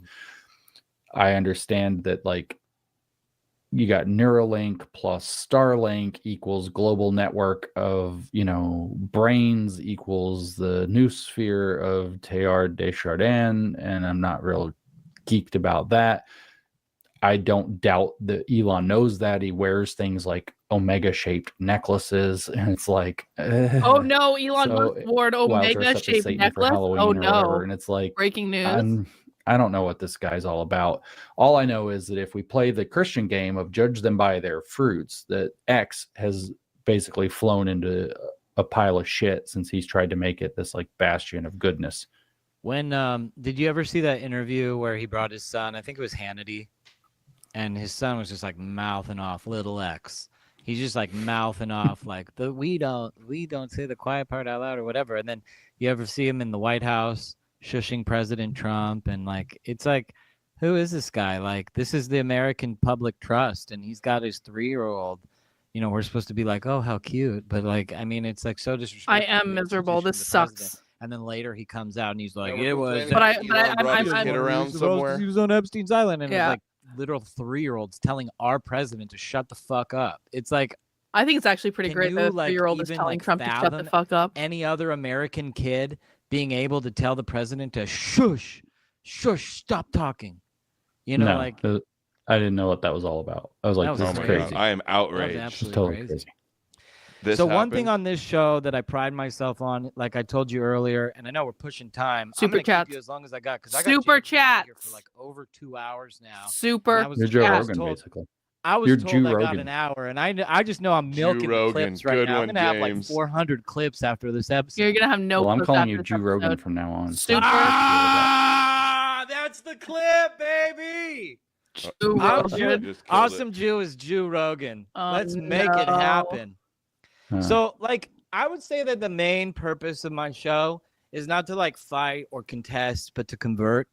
You know, like in Judaism, we have this concept called kiruv, which is like ingathering. And I really feel that there's a lot of people out there who just don't have the right information, and they're also like emotionally hook, line, and sinkered in because they've seen, you know, crazy doctored propaganda that really played on their heartstrings, and that like the revealing of truth. I believe truth is like sunlight, and it dispels, it disinfects, it takes away. You know, you could be. Yeah, this is a hostage. Adam fucking King is holding us all hostage right now. You know, and you could take that candle and you could transfer it to another candle and lose no light of your own, and spread the light, you know, to another candle. So, you know, I truly believe that like we could dispel the darkness. Watching socialism is more entertaining than this. Narrative and whatnot. But on this show, I find the most important thing, the whole purpose, is to be that light in the darkness, to share the perspective that other people don't have, to do it as respectfully as possible. When I debated David Duke, I was calling him sir the whole time. As a Jew, that was like incredibly difficult for me to do, but I did it out of respect, and it worked. So I got to respect keep the him there people who for giving you 3 money and hours. read I the got fucking super chat. unreal clips that I have yet to make from that debate that's on my Rumble, and barely anyone saw it. You know, but you know, so in that spirit, this idea of, you know, I don't want to call it converting people to our way, but like helping people see the light, you know, and making a space for them. And that's what's so special about my anti-Semites trip for Israel, is it's like I'm clowning on them at the same time. We became friends. And so like, I'm like, these are the anti-Semites that I brought forth to Israel, and they're coming. So I wanted to play I'll this believe it video when I clip see it. because I want to go on the let me anti-Semite put trip. the guest cannon, the guest Is he camera paying? up there because Yeah, that's the question. I'm not sure what if I have to reacted. pay. But if You Adam know, King wants to 'cause, bring me to Israel and pay for it, I'll what's go. his name just came out today, and we'll throw Kanye? this on and throw up James Lindsay right here. Kanye apologizing to the rabbi. And put me Oh over here. no. I got the best studio equipment. Why Big does he shout have out to Twitter on DCAM. light You guys mode? should That's the most totally give me offensive thing free I've seen yet. software for life. I'm always plugging you. So I want to play this video for you that I shared because I this feel is really blessed to be able to sit here with you today and just Yeah, this is take good. Let's get James's take on this. accountability. He'll be like, yeah, he's a good guy. I was dealing with some various issues, and dealing with bipolar also. Oh, I So it was would just take bipolar. the ideas I had and having taken them to an extreme where I would forget about the protection of the people around me and myself.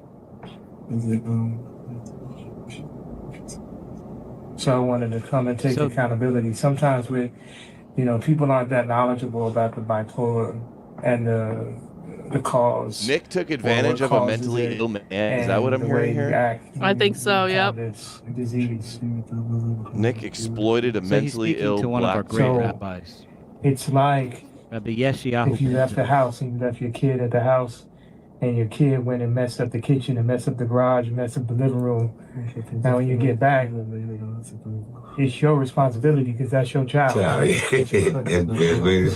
that's the way I look at it. It's like I gotta go clean up the kitchen, I gotta clean up the living room, I gotta clean up the garage. Yeah, and it's a big deal for me as a man to come and This take is what Nick had to do to accountability for get all on the the cover things of I've seen, and New I York really just Times, appreciate looking you like James Dean. embracing Yep. with open arms and allowing me He had to his maybe CEO build moment with the this rabbi. beginning and the first steps and the first brick by brick to build Had to bend the knee. strong walls. Yeah, he had to endorse birthright citizenship and Say in Yandut, the rabbi said the Judaism, the Judaism brought to the world a way for someone when he regret about something that he has done wrong. dude, the Noahide arc is coming. And repentance. Jews I wonder if live on James would this ever way. convert to How if Judaism. someone did That would be something wrong, interesting. you can regret and fix it. Just skip over the Christianity and go right for the Hugging you Judaism. and hugging everybody. And God willing. James gonna try to get dual citizenship in Israel. We should ask if he was reading the super chats. I'd ask if he wants to be a Noahide. Yeah, that'd be a great question. If Adam King would read the fucking super chats.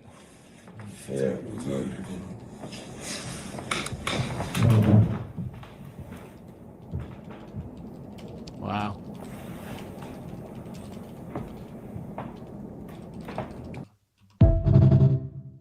So this was such a big deal. This is Rabbi Yeshayahu Pinto, who's really one of our great rabbis, and I must say to Kanye that Judaism is really about the repentance, not about the perfection, and so we have to create a platform by which people can walk back their viewpoints and come back to I'll be back. Cool. We're not going to win. We win by having stability again, by having understanding of each other again, by communicating with each other, by not I taking feel so such bad, Adam extreme Green, sitting and through this with virulent, us. I positions feel like we're against torturing each other. Adam Green, but it's not my fault. It's What's Adam your take King's on fault. this clip with Kanye, and how do you see it kind of? I delivered Adam bending King an over to audience. the woke He is right and so all the people who ungrateful to followed him me. blindly off the cliff. It is only Although because of probably me just that like he Adam got even the has call, people but watching this because fucking they're in a stream, and cult, he's ignoring our and we super gotta hope chats, that they ignoring can our like perfectly see valid something and questions. shake out. But my take is this is Sucking what I'm James's talking dick about. all Like the I go over way. there and I see it for myself. Like this is how it actually is. The propaganda It's could rude, not possibly be Adam. further from reality. Like It's this rude, is legit and how it's it is. inconsiderate, Like and it's not polite. I it's not paid you this money weird, scary place. It's for not people who something, and I hate you want my because of who return. you are. Like when I was in Israel, I put some picture or whatever up of wherever I didn't was. even I ask think I was any at the bottom bitchy of the Via questions, but now Dolorosa. I'm starting to get real bitchy. And somebody was like, "I would like to see what would happen to you if you dared And walk Adam around Green could have done Jerusalem his wearing own a cross." show. And my reply was This is like, "They would not probably tell me to have a fair. nice day and It's not feed me." fair. It's not Right? It's acceptable. like it'd probably give me some freaking bread. Like there's a lot of food that ends up in your face in Israel. But it's like this is Adam what I'm King talking tricked about. Like us. the propaganda is Fucking so trolled freaking us. far away from reality. Like He this made us rabbi think has we were gonna be every able to reason in ask the James world, questions and we except his can't. Judaism, to just reject Kanye It's outright. wrong. Like It's a trick. Kanye doesn't. I can Jewish guarantee trick. you, he had very little reason to be. Adam King's definitely feeling gonna have to take me threat on his walking around in anti-Semitism Israel, trip to despite all the Israel things after he this, said, because despite I'm the fact getting that like he literally tried to turn his I've name been into getting like a more swastika for anti-Semitic every 10 lifestyle. minutes that my super chats haven't been answered. And it's just, this is what I'm talking about. This is what you see. Adam owes me like $50 of red heifer Actually ashes. go and experience Israel for yourself and what the people are like. I mean, it's not to say that, I mean, some guy when we were over there was making a joke is like, Jews can be really annoying, and it's legit true sometimes. But the fact is, like, so this true deeper sometimes. Like thing right now, is I am very annoyed at one particular Jew right now. This is what you get. This is what the country's really about. And so like Gaza Floyd is a psyop. It's just like all this stuff is just totally fake news. So I hope, that people will see Kanye over there having this moment. He's admitting, the struggle that he has with his disease. He's finding, welcome and peace and the ability for, like he said, accountability. And then what he's not met with a lecture. He's not met with like people just like tearing into him. He gets exactly the opposite. And like this is he got hugged. Hugged, He got and told a he belief was a good system, man. finding a way to come back from the errors that you make. It cuts a little bit like the other way. This is where kind of like parts of the conception came from, that, you know, believing that a two-state solution with Hamas, who wants you dead, is like, oh, we can win them over. Like, no, probably not. Actually, probably not. They have a different mentality here, and you're in the land of, what is it, Jalilia or whatever, the ignorance. And I forgot how to say that in Arabic, but this is Israel, right? Like when you get it, you get it. And so the stuff that people are saying, like that, you know, they secretly hate us and they're scheming all the time, is just so. The stream we're going to do like, later is going to be much better than this. Find it just, if you're just tuning in because you're looking for a 5 p.m. stream, like, what are they? What? We have been suffering for almost 3 hours. Exact opposite of reality. Watching this so I interview. hope that like. We'll be doing another stream later. I didn't know that there's it happened. a group of socialists crying about me on the internet today. I didn't see it. I haven't actually looked at my feed at all today. But we're waiting to see if Adam King does fucking super chats. I'm not trying to like attack Aiden Ross or anything like that, but this whole group, Sneeko and all that. Yeah, little known Adam like King. It was a stolen super chat that literally led to the Holocaust. Like, why can't all the Jews be like Aiden Ross? And right now, I'm deeply sympathetic to that. Leaders alive in this generation. You know, the Holocaust was caused by stolen secular super politician chats. in Israel. He didn't go to the ADL. He didn't go to any of these, you know, like this fake sucked. figurehead institutions. I hooked Adam King up with an audience. He like went straight to the heart of the Jewish people with Rabbi so Yeshayahu ungrateful, Pinto. so unappreciative. Rabbi Yeshayahu is a great man. His rabbinical lineage is 1,200 years old. You know, wow. I have the whole lineage because I actually was I'm actually very close with the Pintos. His brother and his brother's son, who's like a tremendous luminary, one of the greatest luminaries in his youth. He was a judge at the age of 18. You know, it takes it's an insane amount of learning. It's a 12-year learning experience, but because he comes from this dynasty, he got accelerated. And I actually was a part of the founding of that synagogue. So when I saw Yeshayahu Pinto, I was just like so touched because it's like real repentance. And that's what we're here for. You know, you're not judged by how many times you fall down or how you fall down. You're judged by God on if you get back up, you know? And so like, when he says to Kanye, he's like, you're a good man. He's saying what determines a good man is somebody who can admit their mistakes and come back to the light. So it does make Kanye a good man. You know, it's a full circle on him. And I hope he's sincere. I'll tell you something. This family is so mystical powerful that if Kanye's not sincere, it's like, dude, you don't want to like spiritual. There's like, you know, like weird Kabbalistic stuff, you know, like it's like you want to respect the Pintos very much. You don't want to like, you know, play the Pintos. Playing the Pintos, they're not going to try to do anything back, but like the cosmic forces, the angels are not going to like it too much. So I hope Kanye is really being sincere. If he is, I imagine that he'll start also platforming other voices, and hopefully he'll platform Joe Rogan over here, you know, who seems to Adam, ask seems the to fucking be the only Jew super mashing chats. up with his favorites like Nick Fuentes and Milo Yiannopoulos. So we'll see. I love that Joe Rogan thing. Dude, I'm coining that for the rest of my life. James Lindsay called me Joe Rogan. What can go wrong after this? You know what I mean? Like, it's good on me. James, what's next on your list? What do you got going on? Are you looking for any debates? Are you down to debate any big No, names? he will not debate I really anyone. feel one thing on our side that really galvanizes our movement. Everyone put debate Karlyn in the Rumble chat. Democrats don't debate now, anymore. debate Karlyn. Right. I'd love to pitch debates for you. You're such a juggernaut. And you're so I smart. am a juggernaut. I am not. Everyone, a fan of debate debates. Karlyn in the chat Debating now. Is very specifically a skill of thinking directly on your feet, which is a thing, but it's not the only form of thinking. Like I find myself in a lot of conversations. I was in Israel, for example, and I'm having this meeting with somebody. It's somebody very important, Who's and then chat? everybody's chat. like asking him questions, and I'm just sitting there listening. And then the one guy's like, "Do you have any questions, James?" And I'm like, I think of my questions 2 days later. It's always how I am. It's like I take it in, I stew it over, and then I think about what I want to say. You could say it's like staircase wit, but it's actually I just know how I think. So debates, maybe they're not really my thing. I'm better in writing. I'm better at long form, but James can't debate because it's he doesn't not know what he's impossible. talking I find about. a lot of people debating is just people like kind of bitching back and forth at each other and looking for like gotcha facts. And that's not the best way to make, like you said, bring light into a situation. But that I hate said, this what's cope. next is I'm finishing Debater, another shut book up. specifically about political warfare. I don't trying like to get that out debate there. anybody. I am That's apparently what now bad that debaters say. Tucker had Fuentes on, and people were like, James Lindsay was right. Because you can't like defend your everywhere, ideas. James Lindsay was right. Yeah, this is literally a holocaust of super like 10 chat. hours a day, every day, and then answering worse text than the messages Holocaust. like I've never had, or not in a long time, not since George Floyd actually died and everything went nuts, and I was like the only guy talking about CRT. I'm adding now Adam everybody's on like, Twitter right now. I'm going to say ignoring what's going on. Ignoring Like super no chats joke, I literally got off is phone worse than with denying the the office Holocaust. of a congressman immediately before we jumped on the stream. That's why we're doing it is in the afternoon as late as we did. I had a call with a congressman who's like, "What the hell's going on?" Oh, I had to call the congressman. Dude, keeping up with with so that, important.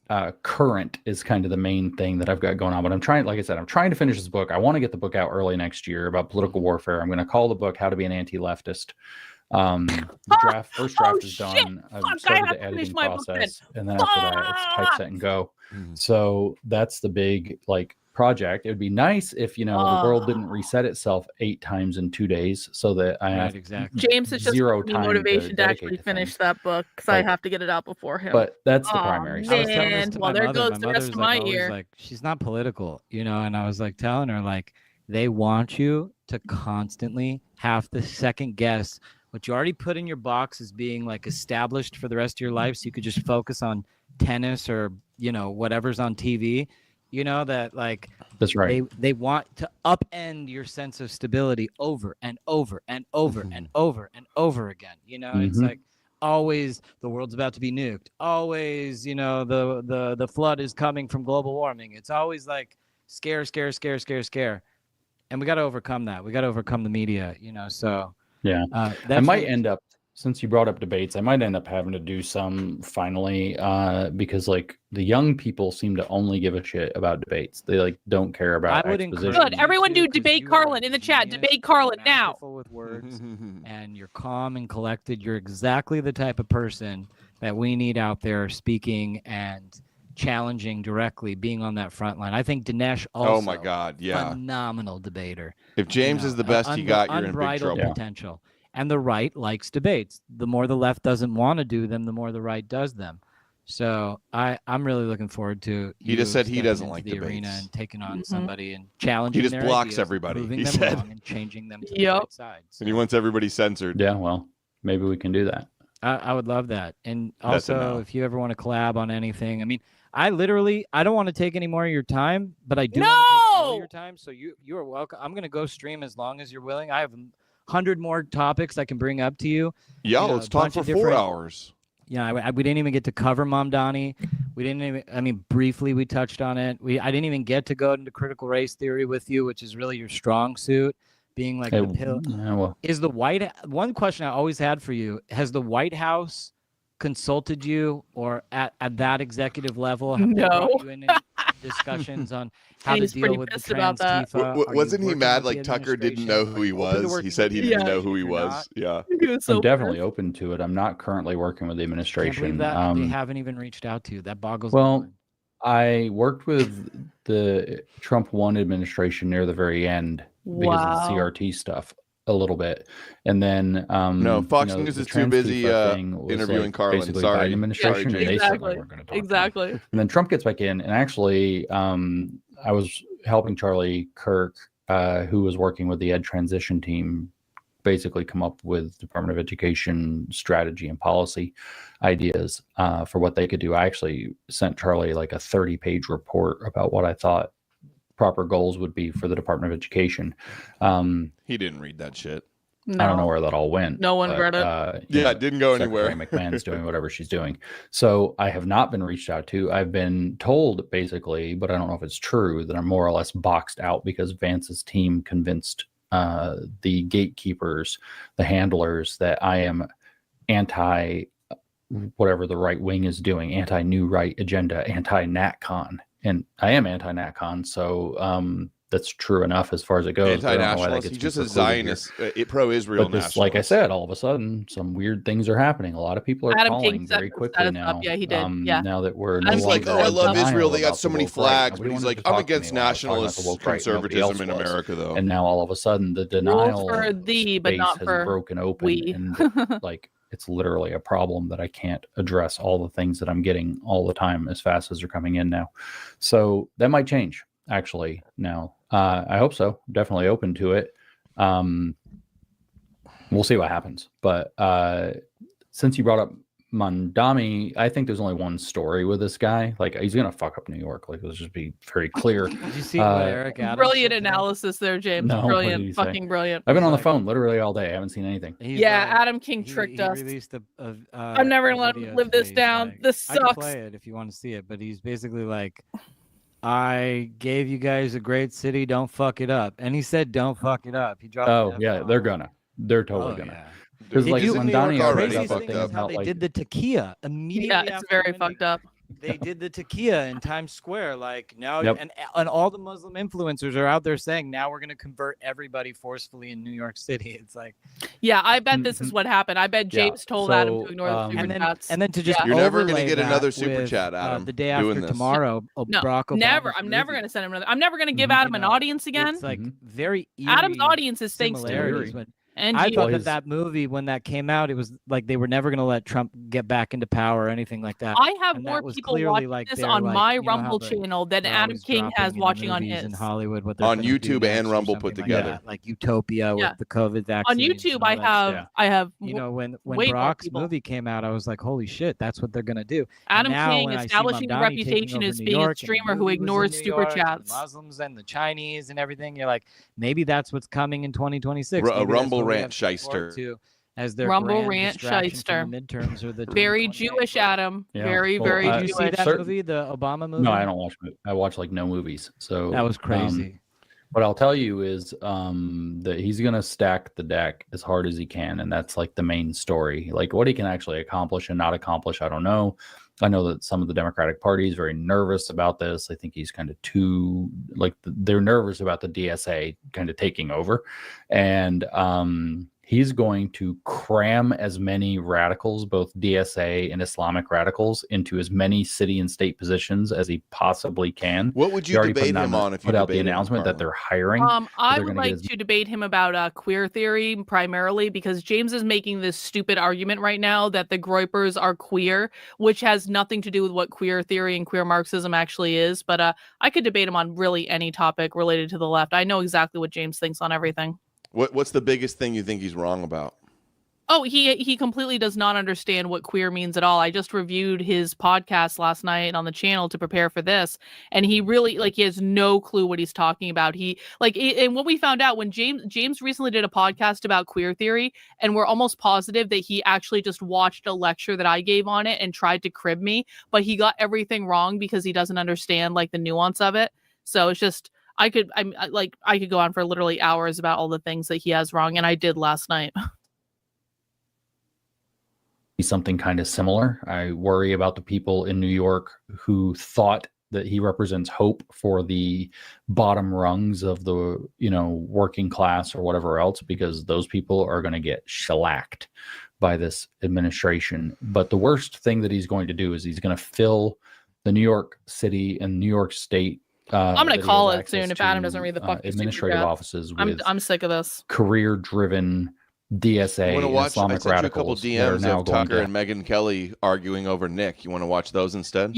Yeah, let's do those real quick. And someone can someone please keep an eye on the show and tell us if they start actually talking about something that we care about. That'd be pretty great. Let's watch these real quick. Hang on, I'll get them up. Hang on one sec. So I feel bad too, because like you could have done other stuff too, and I feel like Adam King tricked both of us. Yeah, you don't have to apologize to me. I even asked you. I was like, yeah, it could be. Sometimes it's risky to try to watch something like in full live because it could turn out to be a snooze fest like this that ignores super chats. So yeah, well, whatever.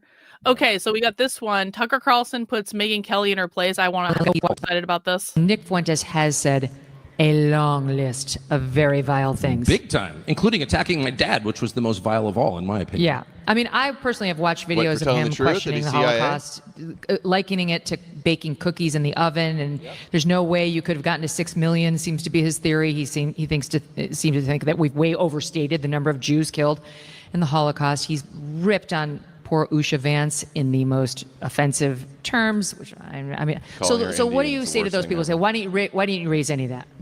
You know, do your own interview. The way that you want to do it. You're not my editor. Buzz off. Whoa. I mean, I don't know. You want to go yell at Nick Fuentes? I'll give you his cell. Call him and go sit and yell at him and feel virtuous or whatever. That's up to you. I got the same thing with Putin. Why aren't you yelling at him? Okay, why? So I can show that I'm a good person? I care about what my wife thinks, my children think, and God thinks, and that's it.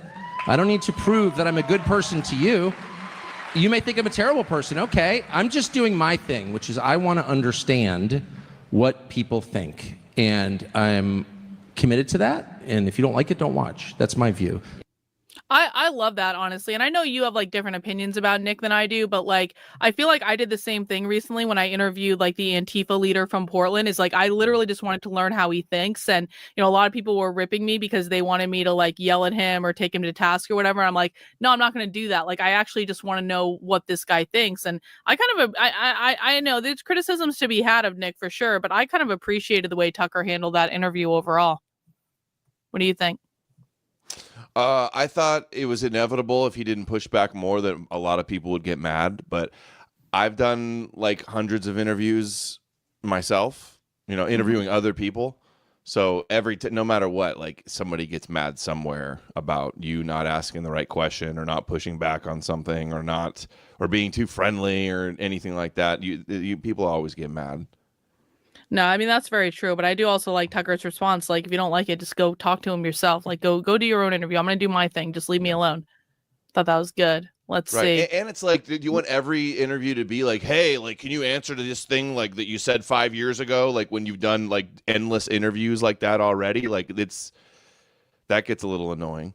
It's so boring and it's so annoying. And it's like, I mean, that like if every interview would be like, Karlyn, why did you date a pedophile when you were in college? Be like, well, he wasn't a pedophile and blah, blah, blah, blah, blah, whatever. But it's just like over and over and over again. And then people always pretend that you've never answered the question. Mm-hmm. And I'm sure Nick gets like sick of this. I'm sure you get sick of it too. It's like, come on, can we actually just talk about something like far more interesting than this?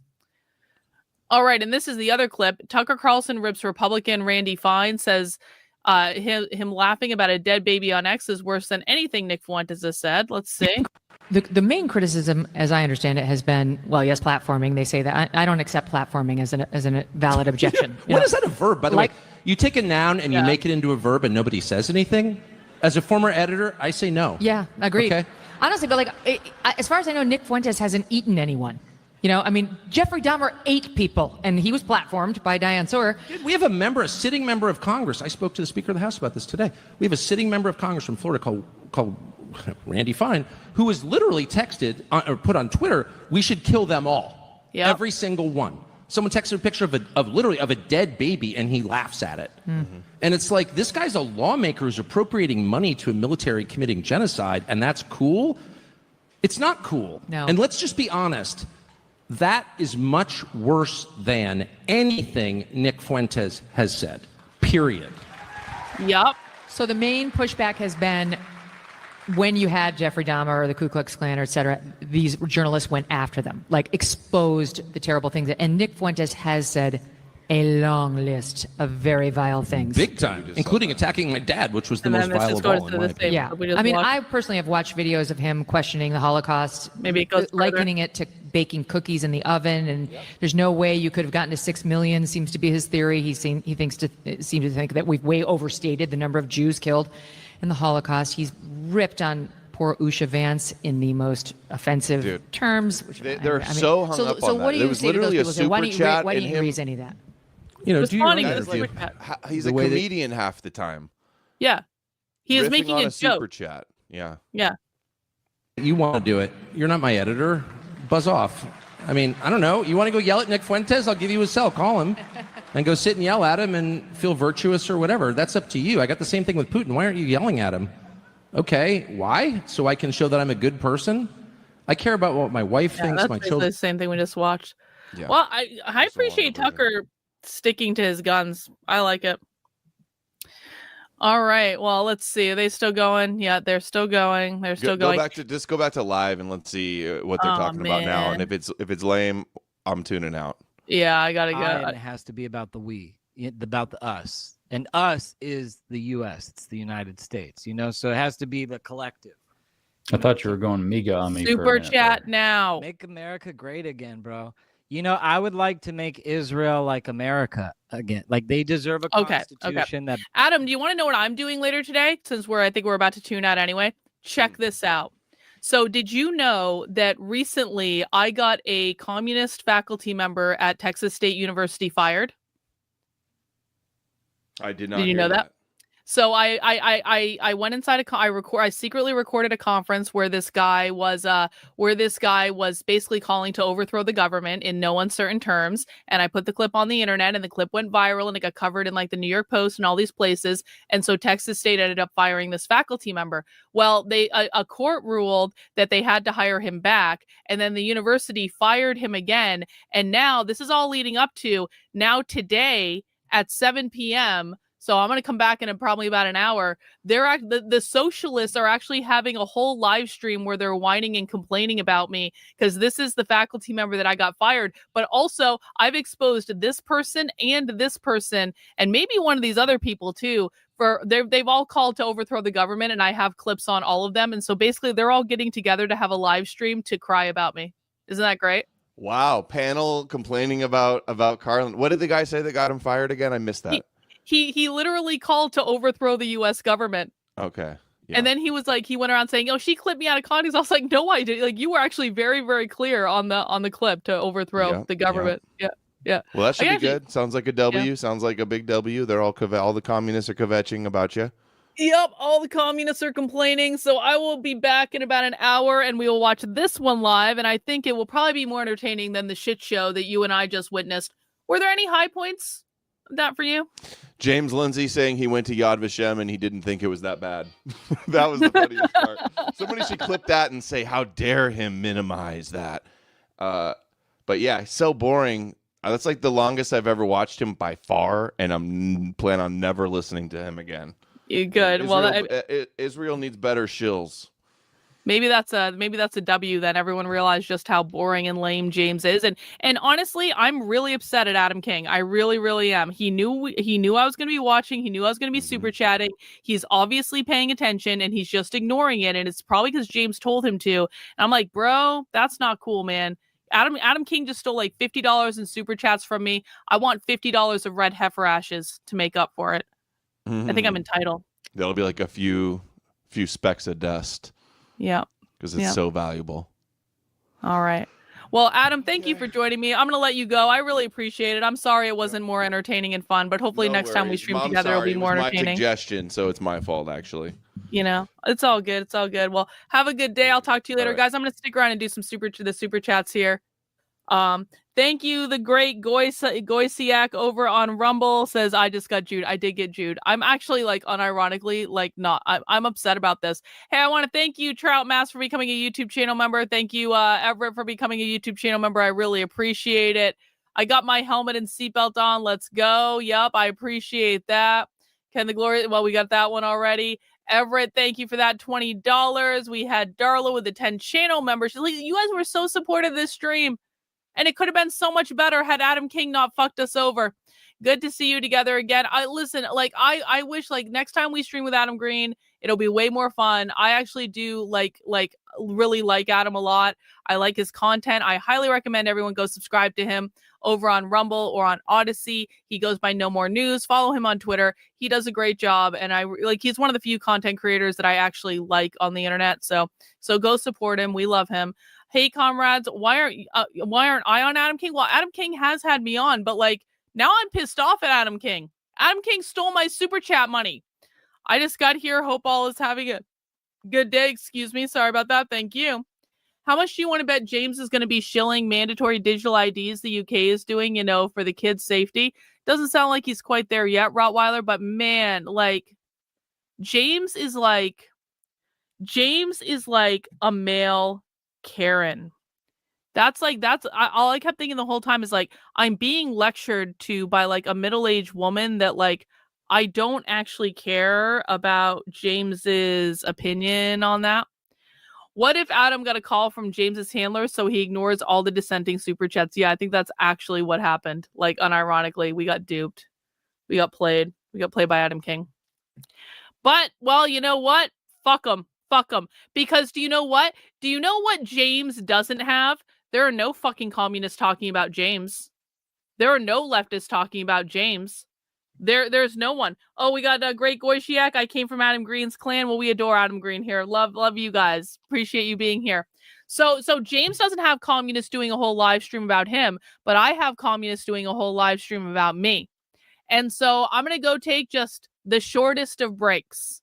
This stream starts at 7 p.m. We are watching it live. We are doing it live. This is a victory lap for me. I have clips of at least 3 people that are on this panel tonight. This is the one, by the way, we all know Tom Alter is the Texas State University faculty member that got fired.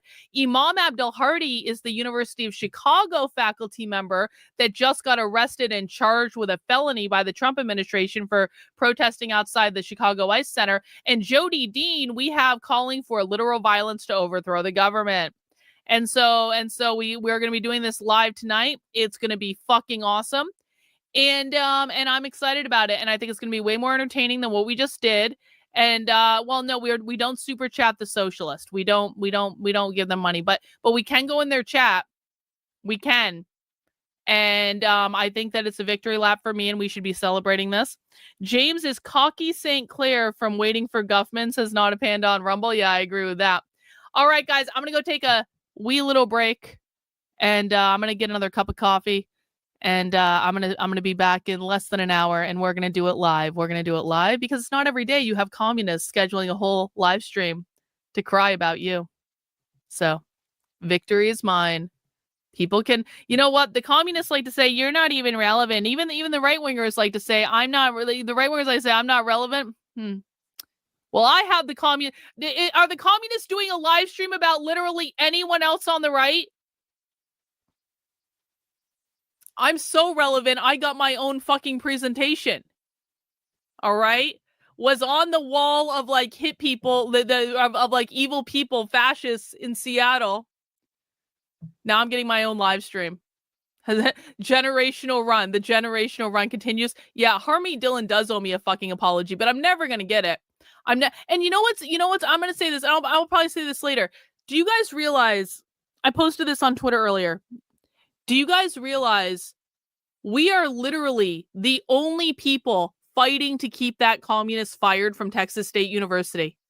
There has not been one single Republican politician, either nationally or in the state of Texas, that has commented on this. There has not been one influencer who has said, yeah, we probably should keep this Texas State University faculty member fight. Not one. This is us against them. That's literally what this is right now. This is my community and my fucking willpower versus the entire communist organizing apparatus, because this is on Haymarket Books' YouTube channel. This is the largest socialist book publisher in the United States. This is us versus them. And we have no fucking help.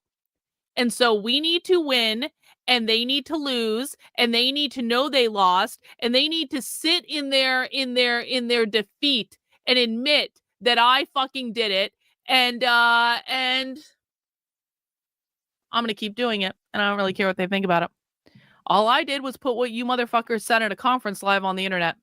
It's not my fault you called to overthrow the government. I'm just saying. Anyway, I'm gonna take a little break, guys. I will be back soon. Take care.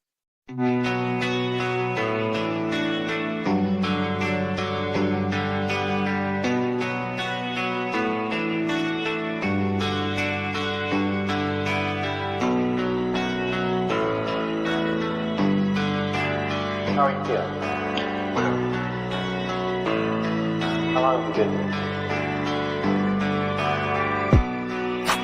3 months, May 17th. And what brought you here?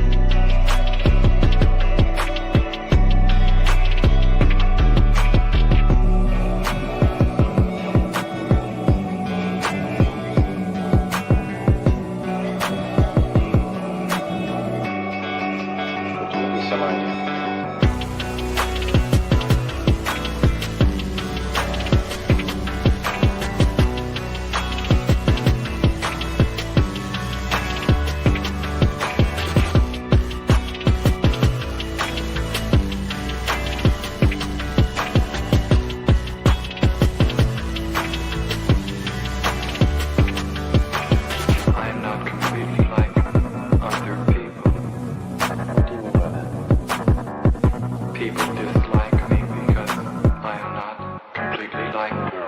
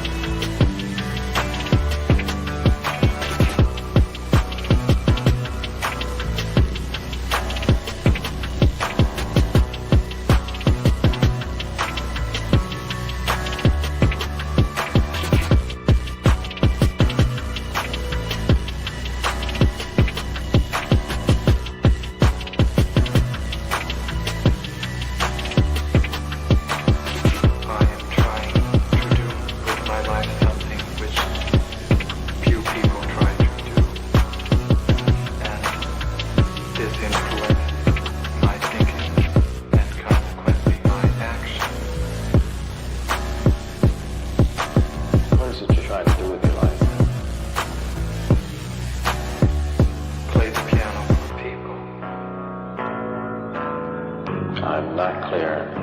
How is it that playing the piano for people has eventually resulted in your being here in the hospital?